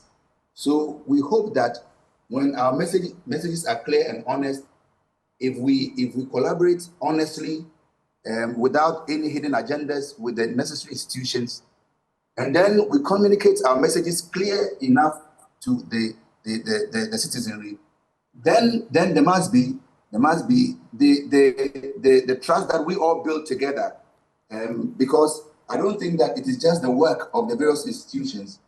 It is a collaboration with them, all of our citizenry and the institutions themselves, which engenders this trust. I see. So moving forward, by way of concluding this discussion, this has been held, the Peace Initiative, the strategic plan. Where do we go from here, especially ahead of election 2024? The Cali Bishop Conference is committed to doing its bit, to collaborating with everyone, every sector of our country, to make sure that peace is not merely an aspiration, but a reality. What we intend to do going forward, in addition to, for instance, training observers, accrediting them and deploying them, we intend to engage all the stakeholders, some in discussion, some in concrete action, to make sure that what we desire becomes a reality. We will continue to dialogue, we will continue to collaborate, but in the end, what the Bishops' Conference of Ghana wants to remind every one of us is this, that vigilance is the price for eternal freedom. Eternal freedom, as I must say, is the price of vigilance. So we must be vigilant we ought to make sure that we all protect our freedoms by resisting any misinformation or any rhetoric of violence, and doing our bit in our own little corners to make sure that peace becomes a legacy, peace becomes a reality. Thank you so much. Thank you, Father, for joining the conversation, giving us better understanding of the scope of this plan and the way forward. I was just joined by Reverend Father Michael Quaicoe. He is Director for Governance, Justice and Peace with the Ghana Catholic Bishops Conference, and he also is a Catholic chaplain to Parliament. But quickly moving on from there, we're going to segue into the conversation as members of the University of Cape Coast Council are on a collision course with the council chairman, Professor H.S. Amono, over the dismissal of the vice chancellor of Cape Coast, that university. Professor Johnson Wampong, describing the dismissal, said it was unilateral, arbitrary, and in breach of laid down procedures. Well, we have joining the conversation this morning the Director General of GTEC, that is the Ghana Tertiary Education Commission, Professor Ahmed Jinapor. Prof, a very good morning to you. Thank you so much for joining this conversation. Good morning, sir, and good morning to your viewers and listeners. Thank you. First of all, how much do you know of this latest development and the pushback as far as the University of Cape Coast is concerned? I just want to know the extent of reach out to you so far on this matter before we expand on the other salient issues. Well, I think, first of all, the commission, which is GTEC, got to know about this particular issue of the termination of the appointment of the vice chancellor. Just as you did, we saw it in the social media, and if you look at the letter, so you didn't know? You had to see it on social media? No, we didn't. We didn't know about it. But we've been following developments in the university for some time now, and as I indicated, if you look at the letter, in fact, the Minister of Education is not even in copy. Neither is the Ghana Tertiary Education Commission in copy. But just to say that we are trying to get the issues resolved. Yesterday, I was with the Honorable Minister on the issue. He's calling for a meeting between the different players within that space for us to see how we can resolve the issue. And I think it's resolvable, and we are going to resolve it. So I just want to use this podium to call on all the different stakeholders. We've seen a number of letters and press statements being released by different players within the architecture, UTAC, some concerned members of council. I think the University Director for Public Relations has also released a statement. We'll just tell them that they should just take it easy. The issues are going to be resolved. We don't think that this is going to escalate to anything that will create some kind of confusion. That said, we've also given the letter terminating the appointment of the Vice Chancellor to the legal department of the Ghana Tertiary Education Commission for them to advise. We are going to give a statement on that issue as soon as possible. But as I indicated, the Honorable Minister of Education is in charge of the issue and is trying as much as possible to get everything resolved. And I think it will be done as quickly as possible. Just a quick follow-up before I bring in the UTAC President, Dr. Jerry Opoku-Ansah. Before I bring him in, Prof, so you mentioned that you were going to help to resolve the issues. What is the bone of contention as far as you know? Well, the bone of contention has to do with the Vice Chancellor's appointment being renewed by the predecessor governing council predating this one. And as I indicated, the case is even in court. It's in court because that renewal is being challenged. That notwithstanding, as I indicated, the commission is very much involved in trying to get the issues resolved until this letter terminating the appointment of the Vice Chancellor came in. But as I indicated, the Honorable Minister of Education has called for a meeting, in fact, a meeting today at 2 o'clock, of which I'm supposed to be part and the different stakeholders being part. But what we are saying is that it is nothing that is unresolvable. It shouldn't be anything that should throw the integrity of the institution into jeopardy. I mean, UCC has done very well for itself over the past years. Right. If you look at the Times Magazine, it's been topping the charts for the past 2-3 years. I don't think this is necessary. I think it is needless. I think it is something that we can resolve, and we are going to resolve it. And I will call on UTAC I know the president is going to speak. I'll call him to just exercise restraint. And when we issue too many statements and make a lot of noise about it, we tend to exacerbate the issues. Okay. And as I indicated, the issues are going to be resolved. Nobody is going to be bruised. Just walk us through briefly, what are the processes? Because we've heard of KNUST's own issues when it comes to their vice-chancellor and some people resisting, and in recent times, another court issue. When it comes to the UCC here, just walk us through what are the processes when it comes to a vice-chancellor, removal, retention, and all of that. What processes go into this? If you look at the letter, and I'm speaking to the letter that is purporting to remove or terminate the appointment of the vice-chancellor. Right. The letter states, and coming from the chairman, that the vice-chancellor term of office expired in 2023. His appointment had not been renewed, and even if it had been renewed, it was not properly done. And as a result, his appointment ends on July 31st, 2024. And in that same letter, he's given the opportunity to reapply. And if he's given the opportunity to reapply, I'm not trying to more or less sound legalistic when it comes to the issue, but on the face of the letter, it means that he has an opportunity to be a vice-chancellor within the current dispensation. Right. That is what the letter tends to say. But my point is I don't want to go into the legal remit of his appointment because the case is in court. As we speak, somebody has filed an injunction against him. Right. The injunction is going to be moved on the 15th of August. So it came to us as a surprise that the case is in court and this letter has come in. That notwithstanding, as I indicated, the Ghana Tertiary Education Commission, working under the directive of the Minister of Education, is tasked to make sure that this issue is resolved. And I can tell you on authority by next week, latest by Tuesday, there should be clarity on the way forward. It is not an issue that should more or less bring about confusion in the university campus of UCC.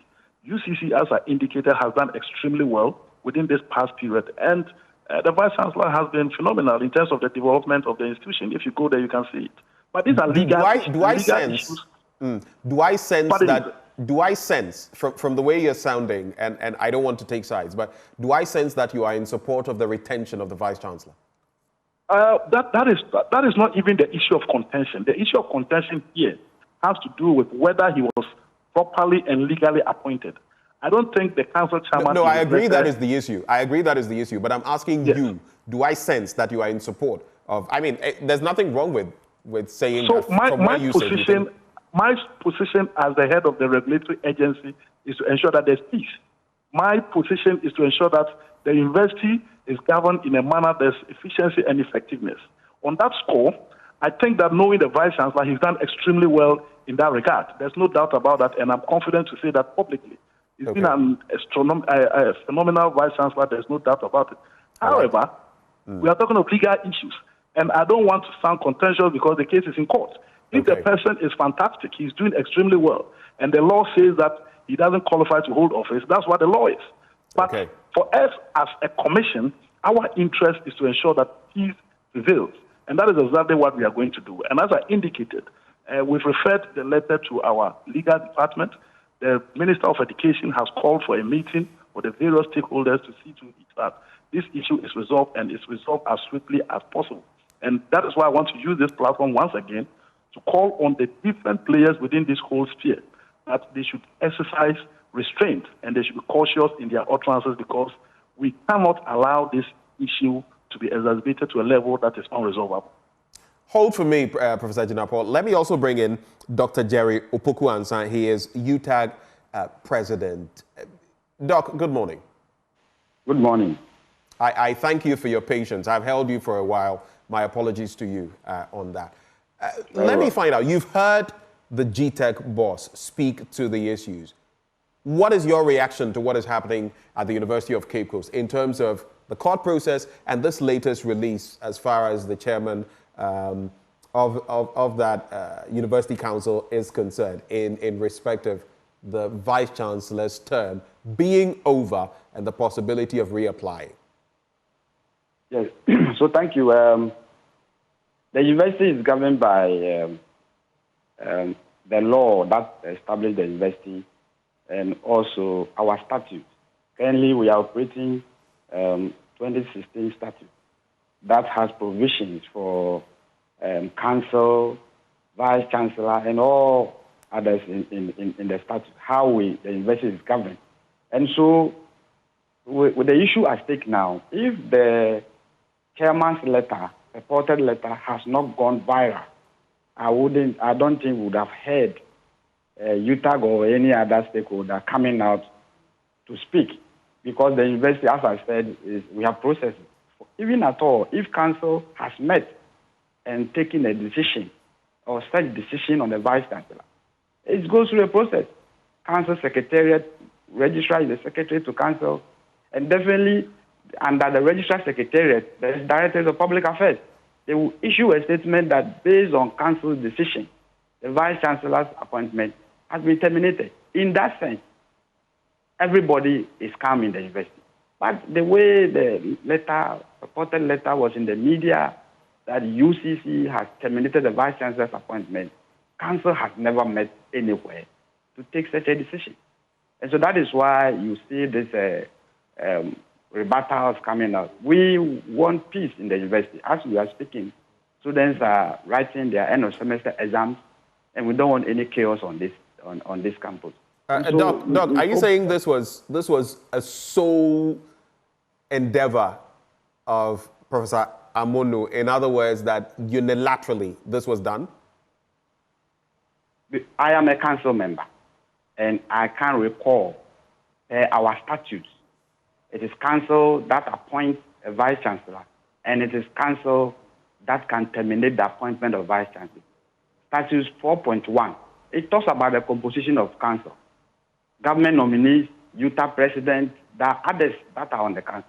So when council meets, then we have a chairman to steer the affairs of council. So if there's any issue like the vice chancellor's appointment, we will discuss at council and we'll take a decision, whether by minority or by majority decision or by consensus. As far as I'm concerned, we have not had any meeting of that nature to take a decision on the vice chancellor. That's why I'm saying that I was surprised to see the letter in the media that on the council letterhead that the vice chancellor's appointment has been terminated. I was very much surprised. So as far as you are concerned, Professor Boampong is still the substantive vice chancellor? The council that has the power to appoint, that council renewed his appointment in 2023. But that is being contested in court. So we will wait for me, court decision on that renewal, because it's being contested in court. And once the matter is in court, we will have to wait for the court to determine the case. Then we'll see the way. So without that ruling, and I know if council that appoints and council that terminates the appointment of vice chancellor, when council speaks, it speaks for the university. Okay, so it's Prof. Rather who has been speaking to the issues about the unilateral decision. But let me ask you, so is there peace at the University of Cape Coast as far as this is concerned? There's a court issue, right? The court matter is another leg of the conversation. But within the institution itself, since you sit on council, is there peace? You say students are sitting exams, among others. The requisite peace, functionality, do you have that at the University of Cape Coast for the process, the academic process to go on without hitches? As I said, academic process is not halted because we have directors and officers that takes care of academic activities. As lecturers, we go to our lecture and we have ended our lecture. The students are writing out their exams. We will mark and submit our results. Unless otherwise, there's no intervention to this case, where maybe members as UTAS may move and call for a strike or something of that nature. But for now, we have not taken a decision of this nature. I hope and pray that this matter, we wouldn't want our university to be in the media in this negative optics. And so we hope that, as I said, if this letter has not come out, nobody will hear of the University of Cape Coast in this. Hardly will we even hear of council issues. But of late, we see a lot of University of Cape Coast council issues in the media. And I think we need to put this matter to rest. Are you willing to strike, embark on an industrial action on the back of this? If things get to their worst, would you be willing to do that? UTAG will operate the Constitution, and it's members' decision to take. So if members call for a strike action, whether by consensus or by majority decision, when we get to the bridge, we'll cross. All right. Do you have any final words for us? Yes, so I want to plead with the Minister of Education and His Excellency the President, because the government nominees are from the President's office. We wouldn't want to put anybody in any negative media encounter. We hope and pray that the President and the Minister of Education, they will intervene and ensure that there's peace on the University of Cape Coast. Because Cape Coast is going to have a fashion very soon. And there are so many things going to happen in Quaicoe. So the University of Cape Coast cannot go through this at this moment that the university is achieving a lot of successes. And so we hope and pray that our Minister of Education will come into this matter so that we have peace on our council and also on our university. If court decides of any matter, the council will meet and take a decision on it. Dr. Opoku Ansah, we're immensely grateful for your time. Thank you so much. He is UTAG president there. Let me wrap with you, Professor Jinapor. You've already mentioned that a meeting has been scheduled with the education minister. Dr. Opoku Ansah is saying the president, the education minister must intervene. What then is the way forward? Your final thoughts, Professor Jinapor. Final words. Indicated is cool heads must prevail. And I think this is also a lesson for us in terms of the way we approach some of these issues. If you look at the letter of the council chairman, with all due respect, it sounds overly militarist. It sounds what? It looks like a military regime that we should hand over immediately. I think even if the vice chancellor is supposed to be out of office, we are talking of the vice chancellor or the chief executive officer of one of the most important universities in this country, University of Cape Coast. And if the person is even asked to step aside or exit office, you cannot say immediately. When you say immediately, I mean, it's a little bit worrying. That notwithstanding, as I've indicated, there's no cause for alarm. This problem is going to be solved. Currently, for us as a commission, we still recognize the Vice Chancellor as the Vice Chancellor of the university until otherwise what's determined. But as I indicated, the Honorable Minister of Education is trying his possible best to make sure that this issue is resolved and resolved amicably so that nobody is bruised. But at the end of the day, I heard you ask the UTAG president whether they are going on strike. Nobody is going to go on strike. Nobody is going to go on strike. Well, it's because he hinted at, he mentioned something. I didn't just bring it out. He made mention of something, which is why I pushed him to answer whether they were considering. But as I indicated, nobody is going to go on strike because this issue is going to be resolved. It's just a storm in a teacup. I strongly believe that at the end of the day, the due processes needs to be followed. And even if somebody is more or less deemed not to qualify or fit to be in office, that person must be given the opportunity for him to probably hand over. This business of handover immediately, I don't think is something that we need to entertain. So I just want to use this opportunity once again to call on everybody to exercise patience and let's see how we can resolve this issue. And it's going to be resolved as quickly as possible.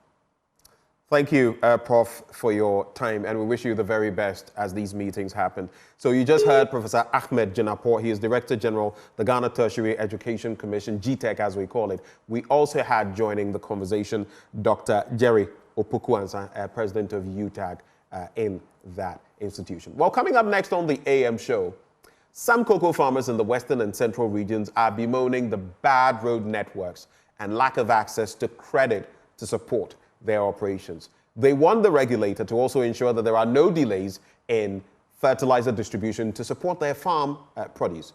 James Eshen, my colleague, visited some farms and came through with this report. Ghanaian cocoa farmers expect a boost in the 2024-2025 season starting in October after a sharp fall in production this season contributed to boosting global cocoa prices to record levels. Ghana witnessed one of its poorest harvests in a decade this season, attributed to harsh weather conditions resulting from El Nino, rampant smuggling and swollen shoot disease. An increase in production would not only help Ghana's finances, but also the global chocolate industry that has been grappling with tight supply. But these farmers are faced with some challenges. Mame funu, yan say, ebe 92 acres. But I be a mama drube one boss. Now I'm to me cover yina. But oko market is unya. And she said, be ya, a druno a bimbra markets. Ne ye chop. Me who say, engaging some more of these farmers, I'm told they remain concerned about inadequate fertilizer and pesticide supply, low wholesale cocoa prices, delayed payment, and bean smuggling. I just say, I can't encourage you who are over. And she said, I carry a machine, swan machine, then the bobo drone so kafu, then the bobo drone so. Say cocoa besua and here my fertilizer. I do the name of the Yafa, Yankudano Yecha. And she said, when I am bar, and one over to my cocoa. The yard is ready now, yes, sir. Sir, me who say, baby, I may be a baby or but the main side, I mean, Yanumana in a Quaicoe behind Nano. And I said, Messi wants on my church on Sanko, na enemy say, Tona, Eberco.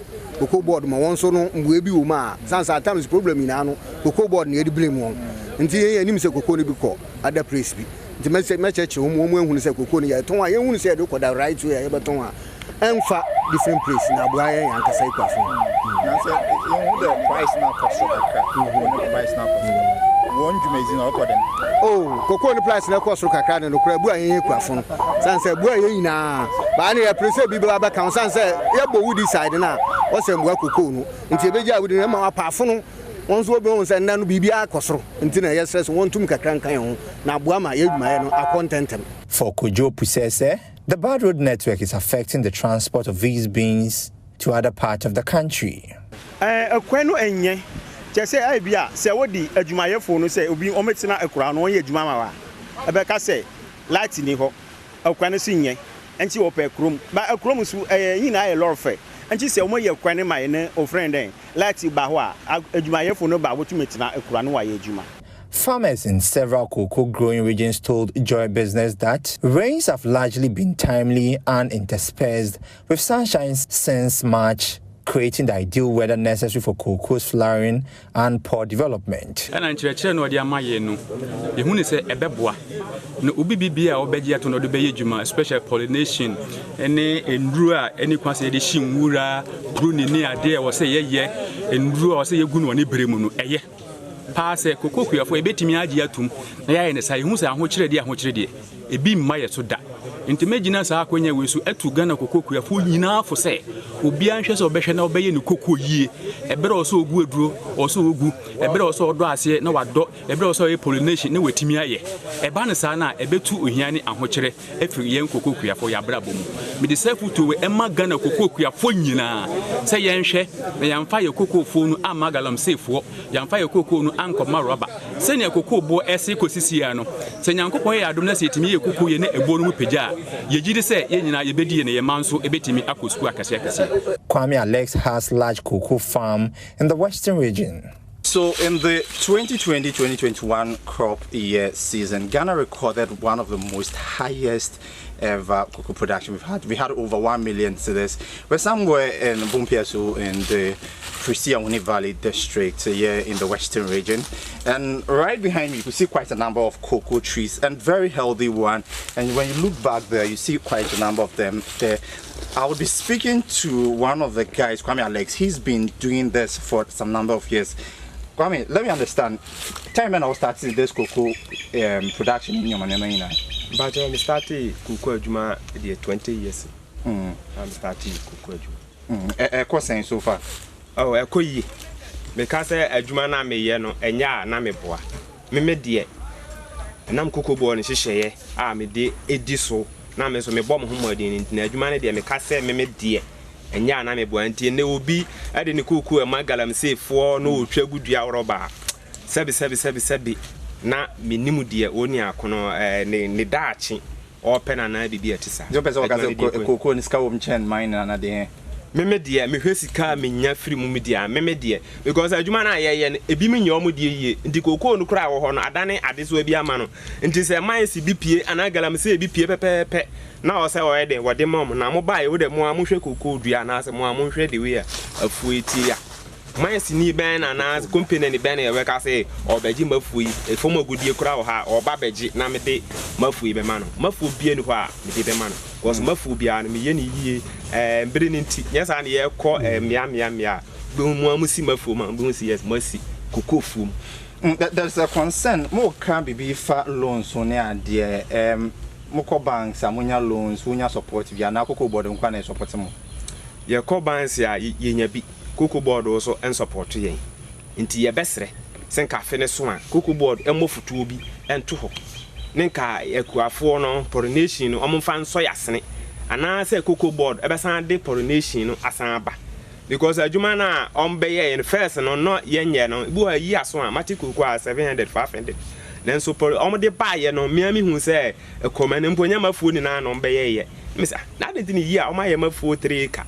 I didn't know me so mintimi and me hon na ya no so no e bia mintimi nya be 80 acre ana 100 acre ana 120 acre intina Quaicoe no me tenisa no nti obi odi Quaicoe asifom bia no mesra ne se pollination ne de odi ne ho bura mu a ya no so no oni na abusuan no me fe se ombedi yi o Quaicoe adwumani.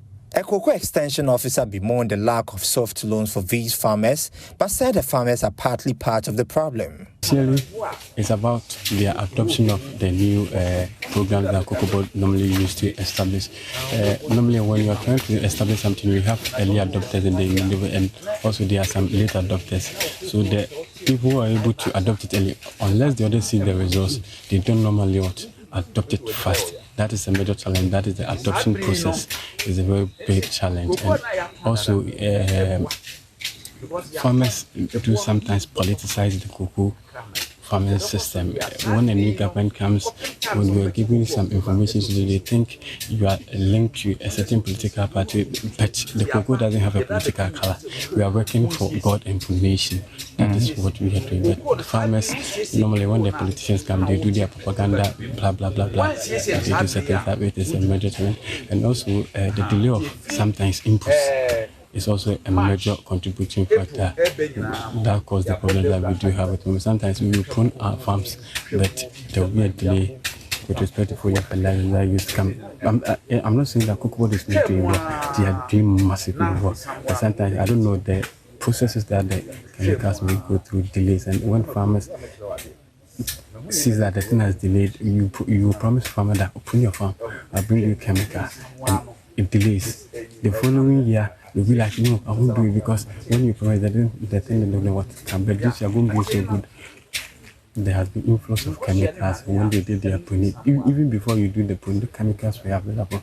So as soon as they did it, Meanwhile, the Ghana Quaicoe Board said it has taken cognizance of the concerns by these farmers and intend to work collectively with farmers to improve yields. Well, you see, we've been educating farmers, but then anywhere you go, once you mention productivity, ordinary farmers should have not less than 1,000 kilos per hectare. There are farmers who are doing 450 kilos per hectare, which is very low.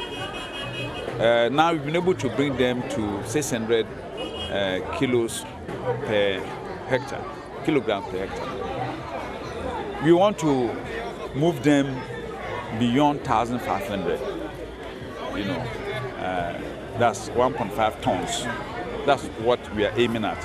Of course, we have a number of farmers who are making more than 1.5 tons. Some are even doing about 2.5 tons per hectare, which is very good. But the generality is that many of our farmers are still not, catching up. So debates like this are the opportune time. We use it as an opportunity to drum home some of the interventions that our extension officers are impacting onto them. Ghana finances bean purchases from farmers with an annual syndicated loan, usually agreed at the start of the season in October. This season's loan got delayed with Cocoa Board, ultimately getting only $600 million of the $800 million it signed for. Licensed cocoa buyers said insufficient funding led to smuggling in border regions with Togo and Ivory Coast, where cocoa fetches more than twice Ghana's farm gate price. James Echen's report for Joy Business. Welcome back on the AM show. And before we get into the last bit of conversations, let me remind you that if you're stressed out about your cleaning needs, worry no more. Because Dance World Services is your one-stop shop that meets all your commercial and residential cleaning needs, from pest control, janitorial, house cleaning, events cleaning, waste management, carpet, sofa, etc. And whether at home or at work, we understand and know how haptic cleaning can be coupled with your busy lifestyle. And we've got great news for you. Dance World Environmental and Facility Management Services has got you covered, and we excel in whatever we do, leaving you beyond expectation. You can locate us at Excel House, opposite Regimental Estate in Nungwa Barrier, or simply call on 0302 905 538 or 0555 752 361. Dance World Services, beyond expectation.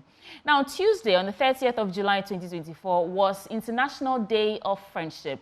And there's a group here in the studio with me that's going to tell us how they are marking that day. In the studio with me this morning is Bright Larry Dumenu, General Manager at Chale Global, and Carrie, who is also the Community Manager, as well as Curtis Kujo, who is the CEO of Chale. Hello, Chale. Hey. Hi. How are you all doing? We're good. We're great. Yeah. So let me start with you, Carrie, because they say ladies first. You know? So tell me a bit about the brand Chale and how you've transitioned into a community and now organizing this event to mark International Day of Friendship. So Chale Global is a network of explorers. We forge a bond through activities, culture, and also cross-cultural experiences. Through that, we're able to bring them together to create activities, experiences, and also spirited experiences through our activities that we had on the 30th of July. Okay. And also coming up, we have International Friendship Day that you already spoke about.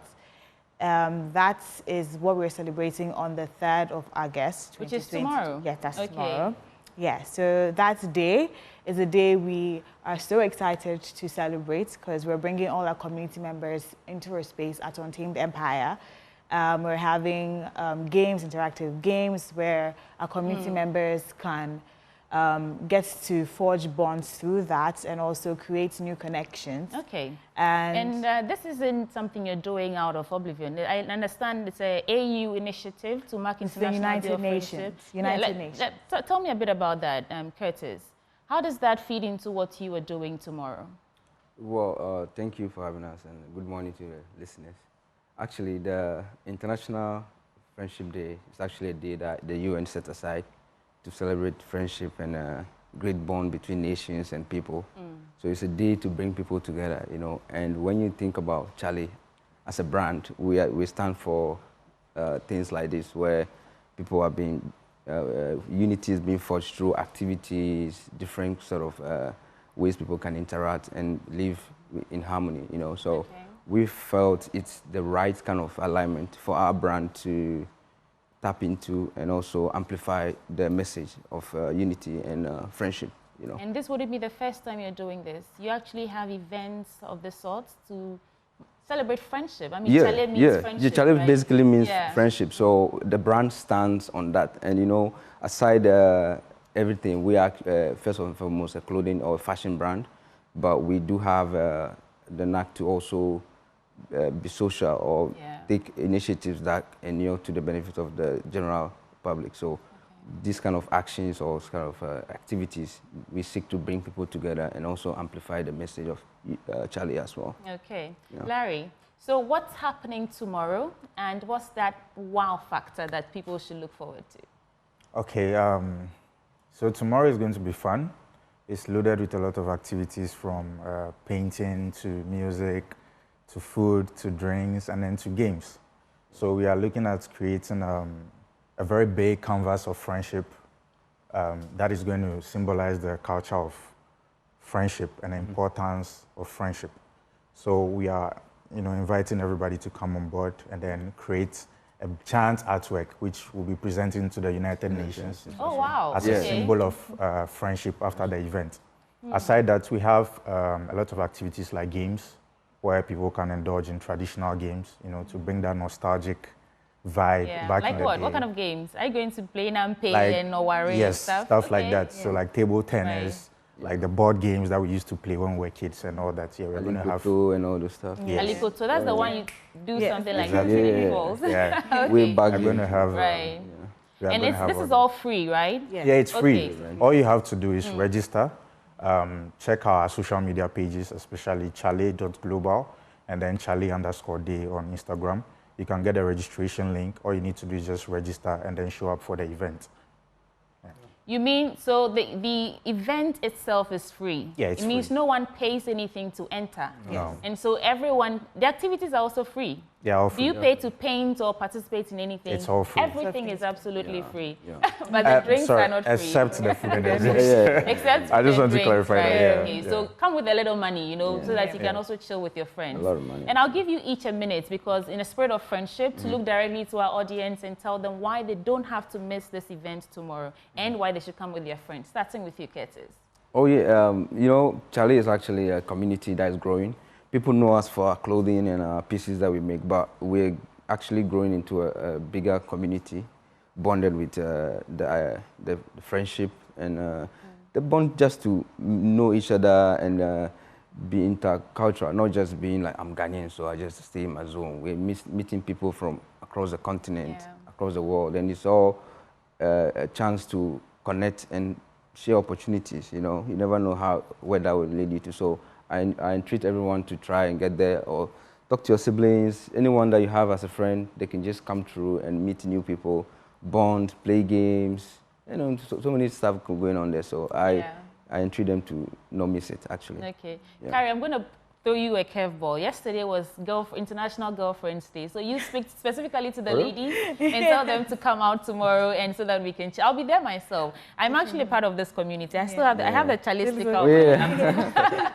Right. So Carrie, let's go. Your take now. Hey ladies, hey Charlie. On tomorrow, Saturday, 3rd of August, we're inviting you to come to Untamed Empire. The event starts at 11 a.m. prompt. So please come in your numbers, come and have fun, meet new people, get to forge new relationships and connections, and hope you have fun. Come and have fun. Come and have fun, Larry. What do you say? So in the spirit of friendship, I think you mentioned on the 30th, we had a live podcast session at the Charlie store. So I want to urge people to go to our YouTube channel and then check out the podcast. They can get to learn more about the event. And also with the activities, we have music performances and other things that are really, really interesting with a couple of talented artists who will be performing. We actually have a Guinness World Record holder performing on the day.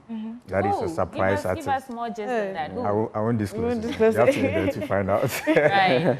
And so where is Untamed Empire? Just in case someone is not familiar with that. Where is Untamed Empire? It's just beside Action Chapel on the Spinters Road. Right. When you are coming from the underbridge traffic lights, the Palace Mall, heading towards Action Chapel. Is there a number to call just for more information in case someone gets lost or just needs to reach out to the team? Is there a number to call? Yes. Community manager? Yeah. You can reach me on 0559 596 509. I'm going to blow up your phone.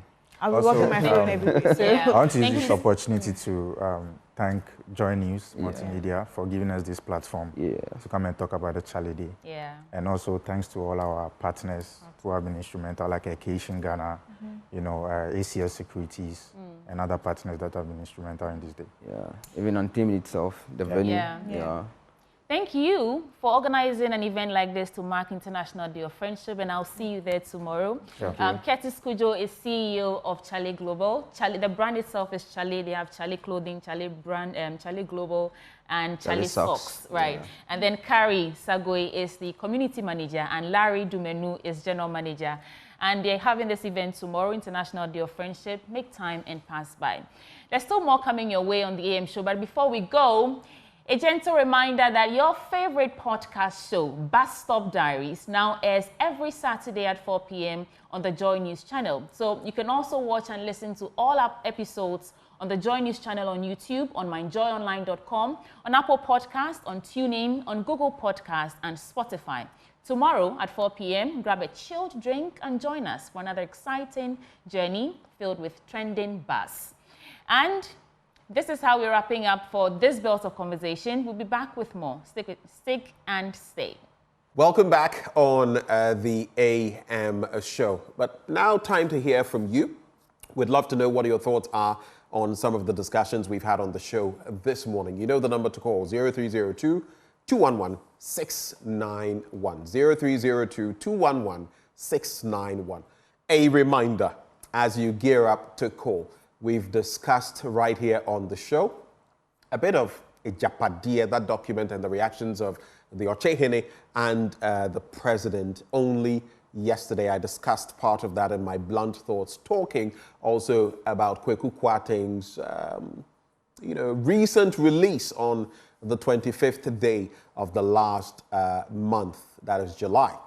You can share your thoughts on that. You can also share your thoughts on the developments in the University of Cape Coast, where the chairman of the University Council supposedly unilaterally has said that the vice-chancellor should step aside, that his tenure is over. We've had other discussions on national security ahead of the elections on the back of that Sahel Peace Initiative put together by the Ghana Catholic Bishops' Conference. Question is, what do you think? What do you make of all of this? Call that number. Let me know what's on your mind. 0302 211 691. Let me go to Joy News on Facebook and see some of what you've been talking about as I await the calls to actually come through. And maybe you'd share your thoughts on some of these matters. So the president, for example, saying we are developing National Action Plan to address disinformation and misinformation. That was at yesterday's event, and I see some of your comments on that. Emmanuel, for example, saying they should add miseducation to it, and others. So let me look at some more topical ones as I await your calls. 0302 211 691, 0302 211 691. There is also election 2024. Avoid sensationalism tied to that. That's why I'm reading this. Avoid sensationalism, provide balanced and impartial reporting. That's the GJA president to journalists also at that event. One thing, though, I have to talk about, the exchange rate currently. I noticed from yesterday feeding into today that the dollar, for example, had hit 15.8. And I was asking myself, where are we headed in that regard? But if you have comments on those or any other matters, you can call 0302 211 691. If not, we shall call it a show. But we still have time, and we are awaiting your thoughts on some of these developments. We have a caller all the way from Yeji, Emmanuel. God is with us. Thank you for joining us. Thank you for being with us, Emmanuel. Good morning. Good morning, sir. How are you? I am very well. I hope you are too. Very great, too. All right. What are your thoughts for us this morning? Please, I want to speak more about the issue at the University of Cape Coast. Cape Coast. Right. Go ahead. Yeah, I hope it is very relevant that you are having a chat with other people so that you're able to understand the issue very well. But I have a little advice for what is happening. In fact, Cape Coast, as we know, it is a big institution. When you go globally, Cape Coast is well noticed. noted based on their capabilities and that thing. So in case there are so many things happening, in fact, it will bring the image down. And for that matter, I'll beg that they should use the system, because we have the system. We have the system that are in place to get the leaders. So in case there's something happen and we are not happy with that, then we need to channel the grievances to the same system. You should allow the system to work. Sometimes you don't allow the system to work. Right. And if this is happening, it means it will create a problem everywhere. So we'll back with us. They mentioned about the education minister and then the president. In fact, we hope this thing shouldn't turn into politics. Sometimes we turn our issue into politics. But this one, I know it won't go on that direction. But I'll beg that they should use the system so that we get a person who can lead the school, so that anytime when we hear the name of UCC, then we all be happy. So this is the only thing Are you a product of UCC? Yes, of course. All right. All right. Yes, I'm a product over there. All right. I feel your passion. Thank you very much for calling. Our next caller is Arnold. Arnold, good morning. Good morning. Arnold, where are you calling from? Yeah, I'm calling from Sugakope. Right. How is Sugakope this morning? Benjamin, how are you? I am well. I'm calling from Sugakope. Okay. Go ahead with your thoughts, please. Yeah, yesterday about the president misinformation and disinformation. I was expecting you, Benjamin Akako, to have a review of that today, to engage so many people on that message yesterday. But you didn't do that. Why? You should scrutinize the document, the Japade document. You should scrutinize it and ask the particular questions. You didn't do that, Benjamin. Why? I'm expecting you. You have to do that for me to see on the telly as I'm looking at you right now, watching you live. I have to hear from that and get so many people and scrutinize the document. Whether people have been put at all advantage places in our institution. The enterprise insurance. What is SIC doing to government? SIC, what is it doing? Enterprise insurance have not taken over SIC. Okay. All that they have said in the document, in the Japade document. All right. All right, Arnold, my apologies for that. I can tell you're very passionate about it, but this past Monday, we went into that document with KKD. And even today, in my blunt thoughts, that's what I started with. So we try, yes? We have a final caller on the line. Hello, good morning. Good morning, sir. What's your name? Where are you calling from? I am Samuel, the boy from Japan, Volta region. I see, okay. Samuel, you are our last caller. Final thoughts. Yeah, my say is, we've been talking of our Greek. Why is it that the education has taken a Greek from the basic level to only the university level? Before we be talking of our Greek has been scrapped from a junior high to secondary high to you can't get any Greek. We don't depend on our Greek subject there. We make English and others compulsory, but our Greek is option. And that is the way we should go. Why? Please, that is my say. All right. Thank you very much for sharing your thoughts. We appreciate all of you and everything you've had to share with us this morning. But this is all time will allow us to bring to you. Another team is coming through to serve you more when it comes to the way of information and news. But I do this together with Sweetie Abochi. It's been our pleasure hosting you for this week on the AM show. Joy News Desk is up next. Let me just salute one more time the man who fits me out with all these outfits on Friday mornings, Mudasiru. You can reach him on Pinterest, Instagram, Facebook at Siru-Africa, SIRU-Africa, or call him on 0557 029 138. On that note, have a wonderful weekend and God richly bless you. And of course, special shouts as well to Danisia Poma Ajay, our fantastic anchor. Enjoy. Joy News Desk is up next.